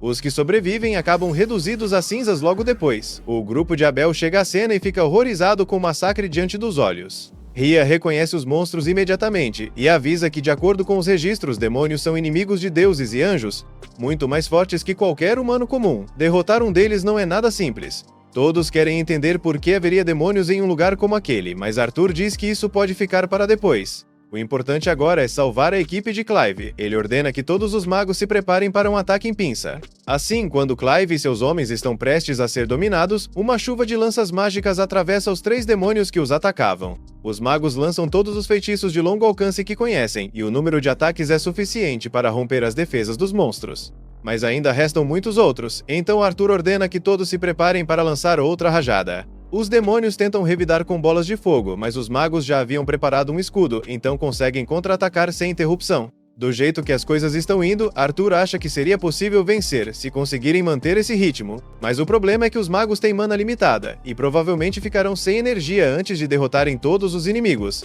Quando isso acontecer, caberá a Abel e aos outros assumirem a linha de frente. Ele desembainha sua espada. E olhando para o campo de batalha, nota um demônio em especial que parece mais ameaçador que os demais. Então diz à sua equipe para avançar em fila atrás de Warren. Enquanto atravessam o campo, ele os protege das chamas que vêm de todas as direções. Quando chegam perto o suficiente, Abel começa a cortar os demônios, enquanto Lynn e Rhea disparam feitiços que os perfuram. Dessa forma, conseguem eliminar boa parte deles, mas Lynn acaba desmaiando de exaustão por falta de mana. Rhea também está com pouquíssima energia, o que deixa Abel sozinho. Ainda restam 6 demônios. Mas Rhea o alerta de que o que parece ser o líder provavelmente é um príncipe demônio. Um príncipe demônio é a forma imatura de um senhor demônio, e não há registros de ninguém além de heróis conseguindo derrotar um. Isso não é nada animador, mas Abel decide avançar mesmo assim, já que não tem outra escolha. Essas criaturas são de fato assustadoras, mas o terror que sente agora não chega perto do que experimentou quando enfrentou o grifo. Então acredita que pelo menos pode tentar. Ele consegue abater 2 demônios de uma vez, mas isso chama a atenção do príncipe demônio, que dispara uma rajada de energia contra Rhea e Lynn. Warren se lança na frente para salvá-las, mas acaba sendo arremessado junto com as duas. Agora, só restam Abel e o príncipe demônio no campo de batalha. E por um instante, Abel tenta se convencer de que pode vencer esse duelo 1 contra 1, mas essa esperança acaba na mesma hora quando o príncipe demônio aparece na frente dele em um passo veloz e derruba sua espada. Abel continua calmo e mantém a lâmina erguida, mas por dentro sabe que não tem nenhuma chance de vencer aquela luta, com uma diferença tão grande de força e velocidade. Nesse momento, Clive lança um feitiço poderoso contra o príncipe demônio do outro lado do campo. Mas o ataque quase não causa efeito, e agora o resto dos demônios passa a mirar no grupo de Clive. O escudo deles é destruído e todos ficam prestes a serem consumidos pelas chamas. A situação só vai piorar, então Abel decide apostar tudo e usa sua habilidade Zero Turn, justamente quando o príncipe demônio avança contra ele. Essa técnica permite desviar a espada do inimigo e girar em um ponto fixo para atacar o pescoço. Mas de alguma forma, o príncipe demônio conseguiu prever o golpe. Ele desvia do ataque e lança Abel para longe com um golpe. Abel mal consegue ficar de pé agora. O príncipe demônio se aproxima, prestes a decapitá-lo. No último instante, Abel ouve o som distinto de uma gota de água caindo, e nesse exato momento, Ryu atravessa o teto e cai no campo de batalha. Ryu fica aliviado por ter conseguido encontrar Abel a tempo. Já Abel acredita que está alucinando, porque jamais esperaria ver Ryu numa hora como essa. Ryu diz a ele que muitas pessoas estão preocupadas com ele e os outros, então o melhor é voltarem assim que possível. Enquanto isso, ele cuidará dos monstros. Abel tenta avisar Ryu de que aquela criatura é um príncipe demônio. Mas Ryu acha que ele só pode estar brincando, já que ele mesmo já enfrentou um demônio antes, e esse não parece estar nem perto daquele nível. Por outro lado, faz sentido. Afinal, um príncipe demônio é basicamente a forma jovem de um senhor demônio, então ainda não teria alcançado o seu poder total. Ryu começa a caminhar na direção do príncipe demônio. Os outros demônios disparam bolas de fogo contra ele, mas Ryu contra-ataca com tranquilidade, usando lanças de gelo. Antes mesmo que percebam o que está acontecendo, ele já os decapitou todos. O príncipe demônio olha para trás e vê as cabeças de seus soldados caindo no chão. Fica imediatamente claro para ele que Ryu não será tão fácil de derrotar quanto os outros. O príncipe demônio ergue sua espada, pronto para lutar. E Ryu, querendo se divertir um pouco, também desembainha a sua para ver do que ele é capaz. Antes disso, Natalie correu pela cidade inteira procurando por Ryu. Quando finalmente o encontrou, contou desesperada que Abel e seu grupo tinham ficado presos na masmorra. Assim que Ryu ouviu essas palavras, imediatamente criou uma carruagem de gelo ao redor de Nathalie e a levou direto até a entrada da masmorra, porque não havia tempo a perder. Quando chegaram lá, Nathalie já tinha explicado tudo a Ryu sobre o desaparecimento. Ele entendeu a gravidade da situação e ficou agradecido por ela ter contado, mas também ficou um pouco curioso sobre como ela sabia que deveria procurá-lo. Nathalie explicou que quando se encontraram alguns dias atrás, Abel disse a ela que se algum dia houvesse problemas e ela não conseguisse pedir ajuda a ele, deveria procurar Ryu o mais rápido possível, porque ele era a pessoa mais confiável que Abel conhecia. Isso realmente parecia algo que Abel diria, e deixou Ryu feliz saber que seu amigo pensava tão bem dele. Mas não havia tempo para pensar nisso, então ele correu direto para o portão. Os aventureiros encarregados de guardar a entrada da masmorra tentaram impedi-lo, mas Ryu não tinha tempo para lidar com eles. Então ergueu paredes de gelo para bloqueá-los e entrou mesmo assim. Já lá dentro, ele se lembrou do que Nathalie tinha dito. O sinal vinha do 40º andar. Mas ele não tinha tempo para seguir o caminho normal, então usou jatos de água para abrir caminho pelo chão. E foi basicamente assim que acabou chegando ali. O príncipe demônio fez o primeiro movimento e avançou para atacar, mas sua velocidade era muito baixa para superar Ryu. Com calma, Ryu desviou e cortou sua cabeça com um único golpe rápido. Abel e os outros não conseguiam acreditar que Ryu tinha derrotado o príncipe demônio tão facilmente, mas a luta ainda não tinha acabado. O príncipe demônio pegou a própria cabeça do chão e a recolocou no corpo, algo bem humilhante para ele, considerando que estava lutando contra um simples humano. Ryu reconheceu que a habilidade de regenerar poderia ser um problema, mas não seria difícil lidar com isso, já que o príncipe demônio não tinha como feri-lo. Na verdade, apenas para mostrar superioridade, Ryu criou mais de 200 jatos cortantes ao redor do inimigo e, antes mesmo que o demônio entendesse a situação, já havia sido despedaçado até virar pó. Não havia como regenerar depois daquilo. A batalha estava oficialmente encerrada. Abel agradeceu a Ryu por sua ajuda, mas ele respondeu que palavras eram baratas. Se Abel realmente quisesse agradecê-lo, então deveria pagar o jantar naquela noite. Arthur, que se apresentou como conselheiro do Departamento de Magos Reais, disse estar profundamente grato pelo que Ryu fez, pois sem ele, certamente, todos teriam morrido ali. Mas Ryu disse que não havia necessidade de agradecer, porque ele jamais hesitaria em ajudar pessoas em perigo. Se tivesse algum arrependimento, seria o de não ter chegado mais cedo, porque assim haveria bem menos vítimas. Arthur concordou, reconhecendo que aquilo ainda era uma tragédia. Então explicou que assim que os magos recuperassem um pouco de sua energia mágica, começariam a recolher os restos mortais dos que haviam morrido, para que recebessem um enterro adequado. Enquanto isso, Abel pediu a Ryu que o ajudasse a coletar as pedras mágicas de todos os demônios, já que pretendia usar o dinheiro para apoiar as famílias das vítimas. Ryu ficou mais do que disposto a ajudar, mas havia algo que o incomodava desde sua chegada. Quando caiu do 39º andar, teve a sensação de atravessar algum tipo de barreira. Porém, depois de derrotar o príncipe demônio, o efeito parecia ter desaparecido. E não era a única coisa estranha. Durante a descida, ao lançar um feitiço de detecção, ele também sentiu algo anormal perto da escadaria. Eles decidiram investigar isso quando saíssem, mas por enquanto precisavam focar na coleta das pedras. Mesmo em todos os seus muitos anos como mago, essa era a primeira vez que Arthur via uma pedra mágica de demônio. E também não havia registros confiáveis sobre elas. Como os demônios costumam aparecer do nada, havia especulações de que poderiam usar magia de espaço-tempo, mas essa teoria nunca foi confirmada. Enquanto isso, em outra parte do mundo, o grupo do herói acabava de ativar um altar usado para invocar o Senhor dos Demônios. Poucos momentos depois, um portal se abriu bem diante deles. Leonorei saiu do portal, e o herói a chamou de Senhor dos Demônios, o que a deixou bastante confusa, já que, até onde sabia, esse não era o seu título. Na verdade, ela só tinha ido até lá porque sentiu uma energia estranha e queria investigar. Mas depois de ouvir que aquele cara era um herói, Leonore ficou empolgada, já que Akiro devia ser muito forte, e ela sempre estava disposta a ter uma boa luta. O herói ergueu sua espada e declarou que iria matá-la ali mesmo, e ela aceitou o desafio de um jeito até assustador. Só que um segundo depois, todas as expectativas dela desmoronaram quando percebeu que aquele sujeito era fraco demais. Ela mal tinha se esforçado para atingi-lo, mas sua espada atravessou o peito dele com facilidade. A decepção foi enorme. Leonore puxou a espada de volta e olhou para os amigos do herói, todos paralisados de medo, sem saber o que fazer. Ela não gostava particularmente de matar pessoas, então se teleportou atrás do mago do grupo e disse para todos desistirem e irem para casa, porque, se o herói era tão fraco, nenhum deles duraria meio segundo contra ela. Além disso, recomendou que começassem logo a cuidar do amigo, já que ela não havia atingido nenhum órgão vital, e ele ainda tinha boas chances de sobreviver se fosse tratado rapidamente. O grupo tomou a decisão inteligente e aceitou a misericórdia de Leonore. Eles correram para curar o herói, enquanto ela caminhava até o altar. Embora estivesse desapontada por a luta ter sido tão sem graça, achou a joia mágica usada para invocá-la bastante interessante.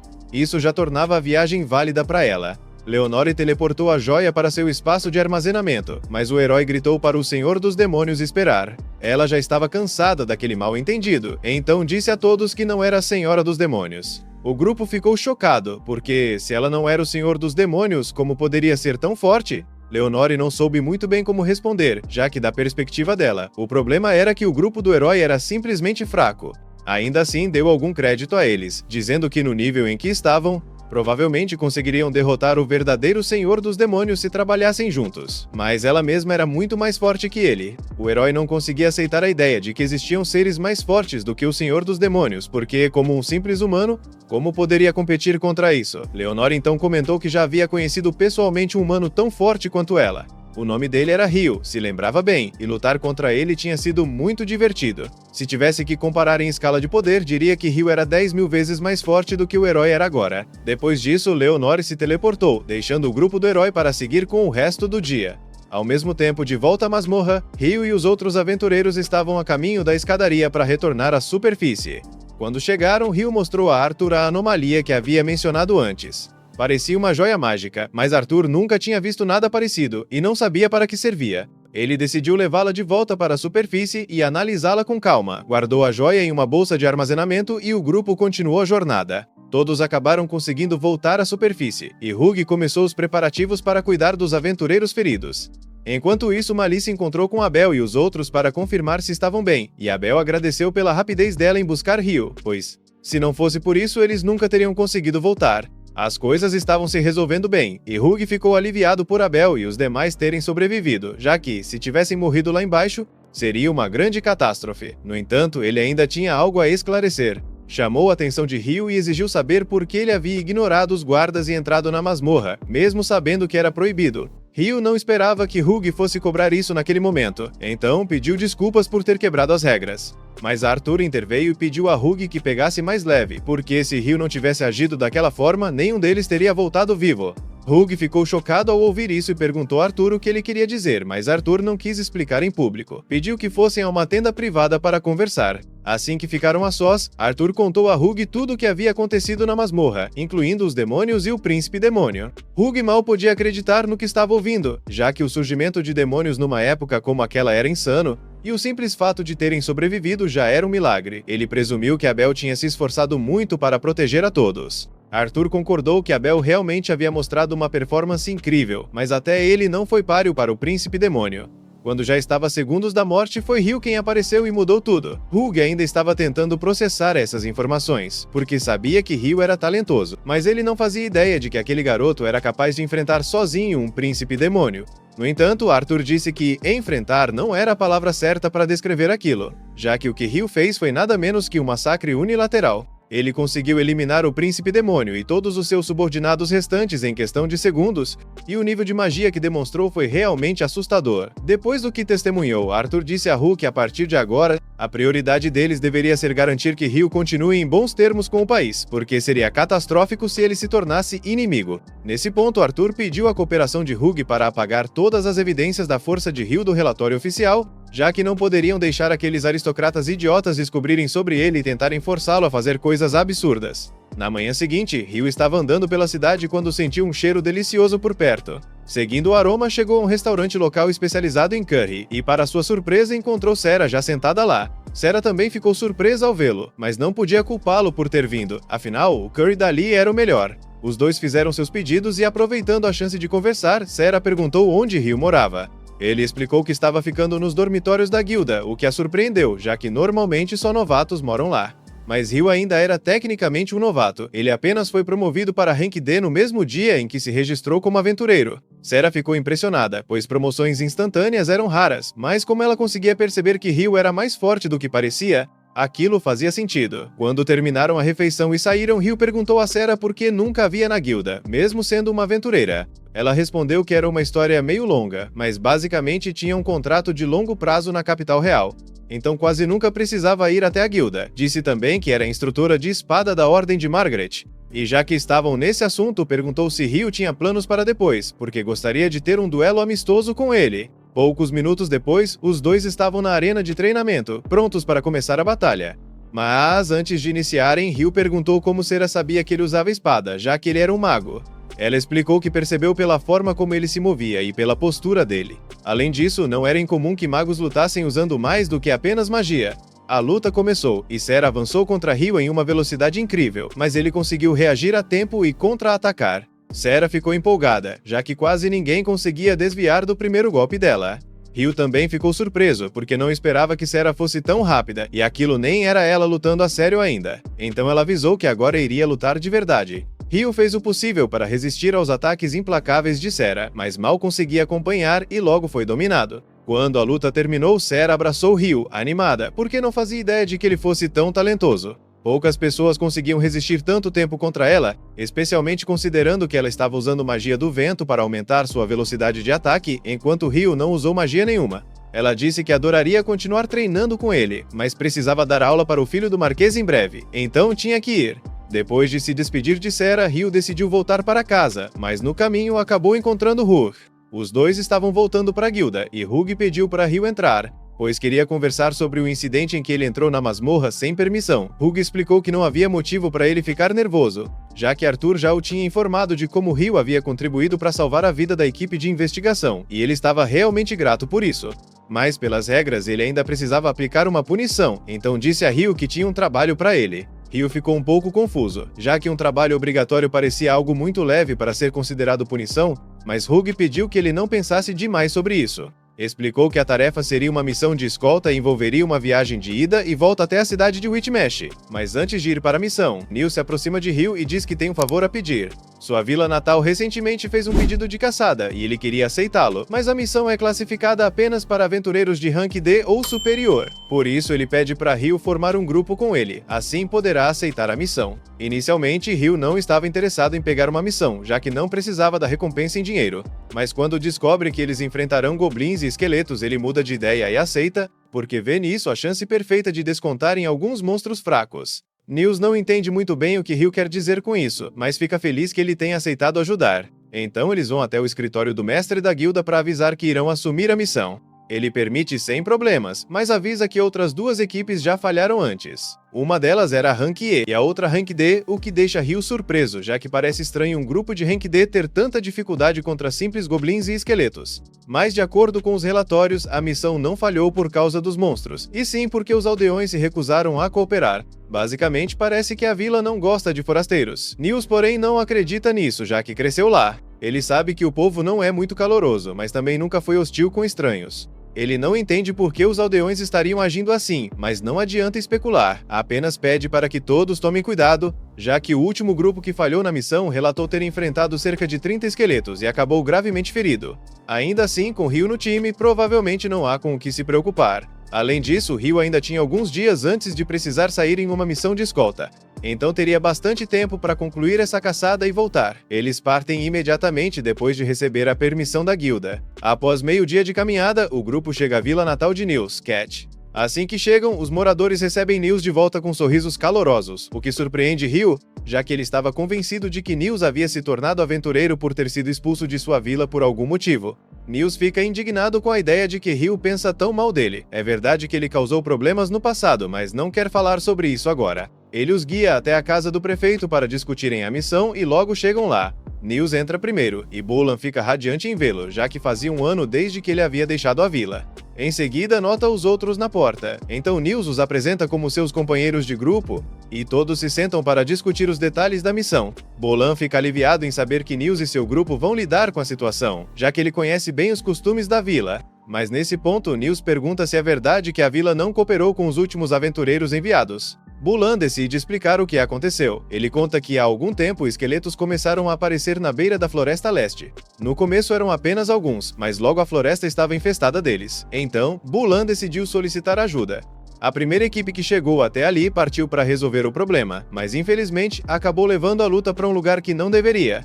Nils se desespera ao ouvir isso e pergunta se eles lutaram dentro da Floresta Leste. Se for esse o caso, ele entenderia por que os aldeões ficaram hostis. Bulan admite que ficar bravo com os aventureiros pode ter sido um pouco injusto, já que eles estavam em uma luta de vida ou morte.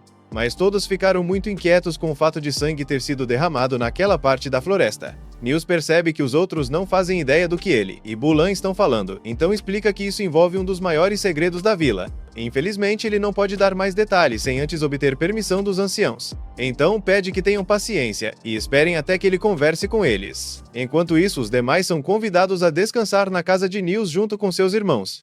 Lá, eles acabam conversando com Niloy, irmão de Nils. Niloy fica feliz que ele tenha trazido pessoas tão confiáveis e acredita que, sendo eles os encarregados, ninguém da vila se oporá. O último grupo que veio ignorou completamente as tradições locais e entrou na floresta sem ouvir ninguém, e foi por isso que os moradores se recusaram a ajudá-los. Mas Ryu e os outros eram diferentes.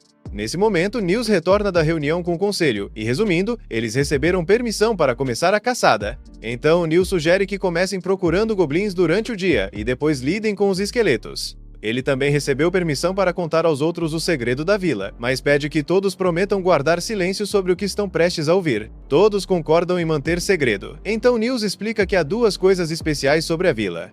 A primeira é o fato de que eles têm uma besta guardiã na Floresta Leste. Isso deixa todos chocados, porque ninguém fazia ideia de que a vila estava sob a proteção de uma criatura assim. Ryu fica especialmente impressionado, já que uma besta guardiã deve ser extremamente poderosa. Ele até pensa em silêncio que seria ótimo se, por algum motivo, a besta se tornasse má, assim ele teria uma desculpa para enfrentá-la. Mas quando percebe que está se distraindo, disfarça e muda de assunto, perguntando a Nils qual é a outra coisa especial sobre a vila. Então, Nils conta que é o santuário, mas diz que a anciã da vila prefere explicar os detalhes pessoalmente. Então eles terão que esperar até o dia seguinte. Na manhã seguinte, o grupo parte para a floresta, e Bulan mostra a eles o último lugar onde os goblins foram vistos. Normalmente, alguns goblins não seriam um grande problema, mas como as crianças da vila costumam brincar naquela área, todos sabem o que goblins podem fazer com crianças. Nesse momento, Ryu sente um grupo de goblins vindo em direção a eles, e avisa a todos para se prepararem para lutar. São cerca de 10 goblins, então Nils sugere que matem todos, menos um, para que o sobrevivente os leve até o ninho. Ryu concorda com o plano, então todos se escondem, esperando o momento certo para emboscar o grupo. Quando os goblins se aproximam, Ryu lança seu feitiço Aisebine sobre eles. Do ponto de vista dos goblins, a cena deve ter sido aterrorizante. Em um instante estão caminhando pela floresta com seus companheiros e, no seguinte, um deles vira um bloco de gelo e tem a cabeça destruída logo depois. O último goblin sobrevivente foge o mais rápido que pode, e Ryu e os outros o perseguem até localizarem o ninho. O goblin começa a explicar em desespero que todo o seu grupo foi congelado, mas logo em seguida, ele também acaba virando gelo. Os outros goblins percebem a presença de Ryu e do grupo, e depois de ouvirem o que aconteceu com a patrulha, decidem fugir. No entanto, desta vez, Ryu não planeja deixar sobreviventes. Ele congela todos de uma só vez, e Nils e Amon correm para esmagá-los em pedaços. Eles avançam até a entrada da caverna, onde escutam algo grande se aproximando. Se preparam para lutar, mas, para o horror deles, é um general Goblin, algo que nunca conseguiriam vencer sozinhos. Felizmente, eles não estão sozinhos. Ryu usa uma versão mais poderosa do Aisebine para derrubar o general e então pede a Nils que finalize o inimigo. Com Ryu ao lado parecia até trapaça, mas ninguém se importa. Eles acabaram de derrotar um general Goblin. E seu núcleo vale muito dinheiro. De volta à vila, algum tempo depois são apresentados a Nasu, a anciã. Ela já havia ouvido falar sobre a vitória deles contra o General Goblin. Ainda havia muito a ser feito, então pede para que a sigam até o local onde poderiam conhecer a besta guardiã. Quando chegam à caverna, Ryu está animado com a chance de finalmente ver uma criatura assim, mas sua empolgação diminui ao perceber que a besta não é maligna, então ele não poderá enfrentá-la em batalha. A besta observa os rapazes que Nasu trouxe para cumprir a missão de caça, e tudo parece comum para ela, até notar Ryu. Nesse momento, sua expressão muda completamente. Ele se apresenta a Ryu como Enikuzin, e tanto Nasu quanto Bulan mal conseguem acreditar, já que a besta guardiã nunca havia revelado seu nome a ninguém antes. Enikuzin admite que normalmente não revela seu nome, porque os humanos quase nunca conseguem pronunciá-lo corretamente. Mas ele sentiu que seria desrespeitoso esconder seu nome na presença de alguém como Ryu. Ryu não entende por que uma besta guardiã está sendo tão respeitosa com ele. Então, Enikuzin explica que é parcialmente feérico, e por alguma razão, estar na presença de Ryu lhe traz uma sensação agradável. Ryu se lembra de que Sara comentou algo sobre o Rei das Fadas também gostar dele, e começa a se perguntar se tem algum traço físico que as fadas consideram atraente. Por ora, ele apenas agradece a Enikuzin pelo elogio, mas Enikuzin diz que na verdade é ele quem deveria agradecer. porque encontrar Ryu faz com que ele sinta que poderia viver mais 1000 anos sem problema algum. Agora, sobre a missão de caça que foi confiada ao grupo, ele explica que existem cerca de 30 esqueletos ao redor do santuário e um esqueleto enorme dentro dele. N-Kuzin estava usando seu poder para manter esse grande esqueleto selado até agora. Então, o plano é simples: primeiro derrotar todos os esqueletos do lado de fora, e só depois ele vai liberar o de dentro para que eles possam finalizá-lo. O grupo segue com ele até o santuário, e Eto não perde tempo em usar magia de luz para exorcizar os esqueletos que estavam logo na entrada. Agora, só falta lidar com o que estava selado lá dentro. Eles abrem as portas e, para surpresa de todos, se deparam com um esqueleto arqueado preso dentro do santuário. E N-Kuzin realmente não estava exagerando, o bicho era enorme. Ryu conjura martelos de gelo e entrega para Amon e Nils, e em seguida dá o sinal para N-Kuzin liberar o monstro. Assim que é solto, o esqueleto avança contra eles. Ryu rapidamente cria uma camada de gelo no chão para fazê-lo escorregar e cair, dando a chance para Nils e Amon atacarem. O esqueleto percebe logo que está em desvantagem e tenta rastejar para longe, mas o gelo que Ryu criou foi feito para ser o mais escorregadio possível, então não consegue ir muito longe. Ele cai novamente, deslizando no chão, e Nils aproveita a abertura para atacar direto no pescoço, quebrando completamente. Com a ameaça derrotada, todos entram no santuário para investigar, e Nasu fica empolgada, porque era a primeira vez que ela mesma entrava lá. Logo ao entrar, eles encontram uma estátua da deusa mãe da terra, mas algo chama atenção: a joia incrustada na estátua está rachada. Nasu percebe imediatamente o que deve ter acontecido, já que aquela joia deveria ser brilhante e reluzente, mas claramente havia dado algo errado. Ela se lembra de que, algum tempo atrás, N-Kuzin comentou ter sentido uma energia estranha na região. Agora estava claro, o santuário era a fonte dessa energia, e provavelmente essa mesma energia também era responsável pelo surgimento repentino de tantos monstros nos arredores. Então Nasu coloca um selo adequado no santuário para evitar que esse tipo de problema volte a acontecer. Com a missão concluída, Ryu e os outros se despedem dos moradores da vila e começam a viagem de volta para Lon. No caminho, Nils e Eto comentam que já se passou quase um ano desde que se tornaram aventureiros, o que significa que não poderão mais ficar nos dormitórios da guilda. Ryu e Amon ainda têm algum tempo antes de precisarem se preocupar com isso, mas Nils e Eto estavam pensando em comprar uma casa. Eles perguntam se os outros gostariam de morar com eles. Amon aceita de imediato, já que gosta de viver com os dois, mas Ryu responde que precisa pensar, pois ainda tem algumas coisas a considerar. Enquanto isso, em Lon, Rogue pede para Abel representá-lo no festival do Porto Aberto de Witchnash. Normalmente, ele teria pedido a Phelps, mas este está ocupado com outras responsabilidades, então Abel acaba sendo a única opção. Ao mesmo tempo, no Império, é confirmado que o comandante da Ordem dos Magos também vai comparecer ao festival, junto de sua subordinada, a Mago do Inferno. O dia da partida de Ryu para Whitish finalmente chega e, por pura coincidência, Nils, Eto e Amon também foram designados para escoltar o mercador, então todos seguem juntos, conversando e aproveitando a paisagem pelo caminho. Quando finalmente chegam a Whitish, o mercador agradece pela ajuda e diz que seus negócios ali vão durar 10 dias. Depois disso, ele vai precisar que eles o acompanhem de volta, mas até lá, eles estão livres para fazer o que quiserem. Ryu e os outros ficam animados com a notícia, já que isso significa que poderão aproveitar o festival da cidade. Eles saem correndo para experimentar todas as barracas de comida que encontrarem. Na manhã seguinte, a comitiva imperial chega a Witesh também, mas acabam presos em um pequeno atraso porque um dos nobres à frente esqueceu seus documentos. Os guardas precisam verificar sua identidade, e isso pode levar tempo. Oscar fica um pouco frustrado por estar parado ali por causa da incompetência de outra pessoa.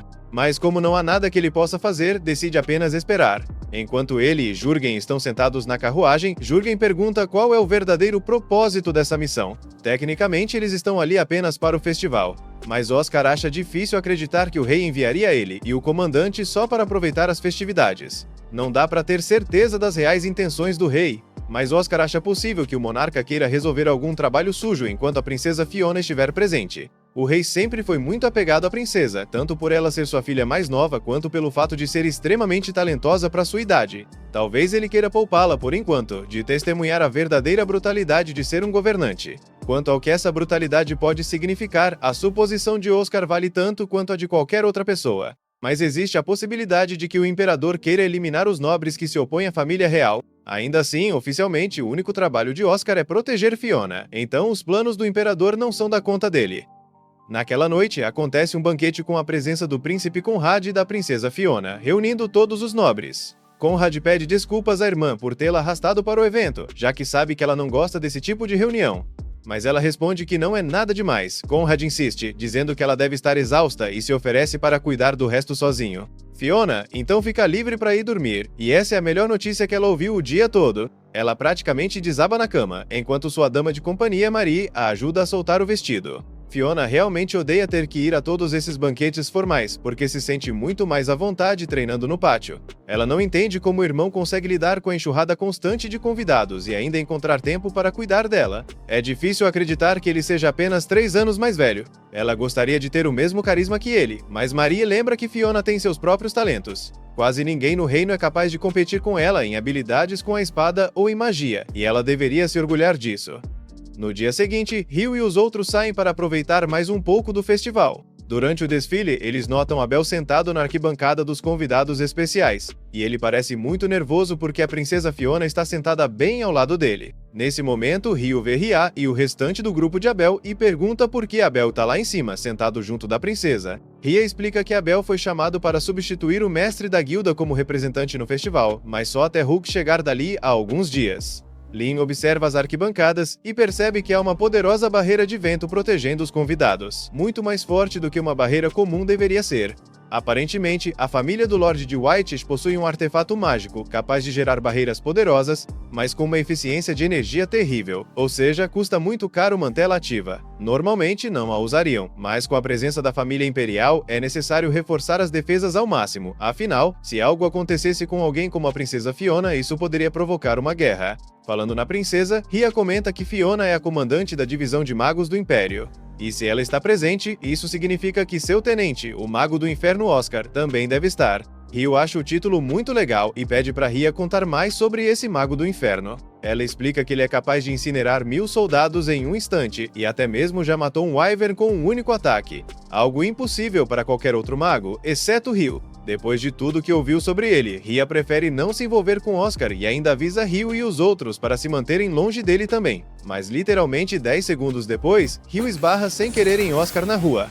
Claro que ele não faz ideia de que essa pessoa é o Mago do Inferno que Ria tinha acabado de mencionar, então apenas pede desculpas e continua andando com seus amigos. Oscar para por um instante porque percebe que há algo estranho em Hugh, mas não consegue identificar o que é. Antes que pudesse pensar mais sobre isso, Jürgen o chama, lembrando que ainda tem muito trabalho a fazer. Esse trabalho envolve andar pelo festival comprando todo tipo de comida nas barracas. Fiona praticamente implorou para Oscar fazer isso por ela, já que como princesa é obrigada a ficar nas arquibancadas durante todo o desfile e não queria perder a chance de experimentar a comida de rua. Ainda falta muita coisa na lista, então Jürgen diz para ele se apressar, porque precisam ter tudo pronto antes que Fiona volte para o castelo. Enquanto isso, nas arquibancadas, Abel encontra o príncipe Conrad, que o reconhece como aventureiro enviado como representante da guilda, mas pergunta se já não se conheceram antes, porque Abel se parece com alguém que ele conheceu. Abel responde que deve ser apenas coincidência, mas aproveita para levantar um assunto. Ele comenta que a princesa Fiona chamou muito sua atenção mais cedo, e Conrad brinca perguntando se isso significa que Abel está interessado nela. Mas Abel está, na verdade, mais interessado no fato de que, se Fiona está ali, o Mago do Inferno Oscar também deve estar por perto. Ele acha meio estranho o Império trazer seu maior trunfo militar para um festival sem motivo aparente. Há claramente algo acontecendo. Conrad diz que não pode discutir esse tipo de assunto com Abel e se despede por enquanto. Pouco depois, Fiona volta para seu quarto e desaba na cama de tão cansada, mas logo batem a porta e Jürgen e Oscar entram trazendo as comidas que compraram para ela. Oscar está tão exausto quanto Fiona, já que ele odeia andar no meio de multidões. Ele quase trombou em uma criança, mas o garoto foi surpreendentemente rápido e conseguiu evitar a colisão. Fiona fica intrigada, porque é raro Oscar fazer elogios a pessoas aleatórias, mas Oscar percebeu que aquele garoto não era alguém comum. De qualquer forma, ele serve a comida de rua para Fiona e usa um pouco de sua magia para aquecê-la, o que a deixa muito grata. Então, chamando de mestre, ela agradece pela ajuda. Oscar lembra que ela não pode continuar chamando assim, já que tecnicamente ele é seu subordinado. Mas Fiona diz que Marie e Jürgen já sabem sobre a relação dos dois, então não deve haver problema. Na manhã seguinte, o festival continua e o grupo de Hugh sai para se divertir mais uma vez. Eles decidem entrar em uma competição de arco e flecha. Amon é o primeiro, mas ele é péssimo com arco, então nem chega perto de acertar o alvo. Depois é a vez de Eto, mas ele não se sai melhor que Amon. Hugh se diverte assistindo, até que percebe que Nils nem se inscreveu. Ele pergunta o porquê, e Nils explica que nunca pegou em um arco na vida, então já sabe que não teria chance de acertar o alvo. Abel acaba ouvindo a conversa de Niels e começa a rir sozinho. Ryu diz que não é legal rir da falta de habilidade dos outros. Abel pede desculpas, mas explica que não estava rindo de Niels, e sim porque a situação o fez lembrar de si mesmo quando era jovem e também era péssimo com arco. Pouco depois, chega a vez de Abel participar da competição. Ele sobe no palco, mira e acerta o centro do alvo logo na primeira tentativa. Sai do palco com um sorriso no rosto, mas o sorriso desaparece quando encontra o resto de seu grupo, já que tinha prometido passar o dia com Ria e acabou esquecendo completamente. Agora ela está furiosa. Enquanto isso, de volta a Lon, Sarah está rodando a cidade toda procurando por Ryu, porque quer vê-lo novamente. Ela já passou por todos os lugares onde ele costuma estar, mas não há sinal dele, então decide ir até a guilda para ver se ele está lá. Nina fica surpresa de ver Sarah aparecer, já que é raro ela ir até a guilda, e pergunta o que houve. Sarah explica que passou o dia inteiro procurando Ryu sem sucesso, então esperava que Nina soubesse onde ele estava. Nina responde que Ryu saiu da cidade em uma missão, e Sarah supõe que isso significa que ele voltará no dia seguinte. Mas Nina a corrige, dizendo que Ryu não voltará tão cedo. Assim que ouve isso, o coração de Sarah se aperta só de pensar na possibilidade de não conseguir vê-lo de novo tão cedo. Então ela pergunta a Nina quanto tempo ele vai ficar fora. Nina responde que não tem certeza, mas que vai levar pelo menos uma semana até ele voltar. Sarah fica desapontada, mas agradece a ajuda de Nina e se despede antes de ir embora. Ao mesmo tempo, em Whitish, Ryu está se preparando para assistir à competição de corrida de barcos, porque Niels e Alon vão participar. Só que Dan também está lá, e ele e Niels ainda têm uma rivalidade bem forte, o que promete deixar a corrida muito mais interessante. Fiona e seu grupo observam de longe, e Fiona se pergunta por que existem corridas separadas para aventureiros e civis. Então Maria explica que os aventureiros podem se atacar livremente durante a corrida sem sofrer punições, o que é perigoso demais para pessoas comuns. Mas o uso de magia continua sendo proibido. Assim que a corrida começa, Niels e Dan imediatamente começam a se atacar com os remos, esquecendo completamente que o objetivo era correr. De algum jeito, eles ainda conseguem manter a liderança durante boa parte da prova. Mas na reta final, tanto Dan quanto Niels quebram seus remos. Então eles arrancam os remos dos companheiros para continuar brigando. Esses também acabam quebrando, e os dois passam a lutar com os punhos, enquanto o resto dos competidores os ultrapassa tranquilamente. Mesmo depois de todos passarem, Niels e Dan continuam brigando até que os dois barcos acabam virando. Eles podem ter perdido a corrida, mas acabam recebendo um troféu de consolação por entreter tanto o público com suas palhaçadas. Troféu que, claro, eles começam a disputar entre si também. Ryu e os outros decidem deixar Niels resolvendo a rixa sozinho, e enquanto isso vão dar uma olhada na exposição de barcos. Hug já tinha chegado em Whitish a essa altura, e, quando vê o grupo, começa a explicar todas as inovações que foram usadas no navio exposto.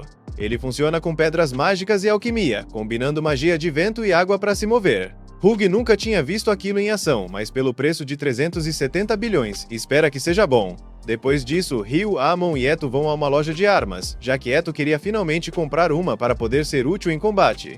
Como ele é péssimo com arco, o vendedor sugere algo melhor, uma besta com um gatilho especial.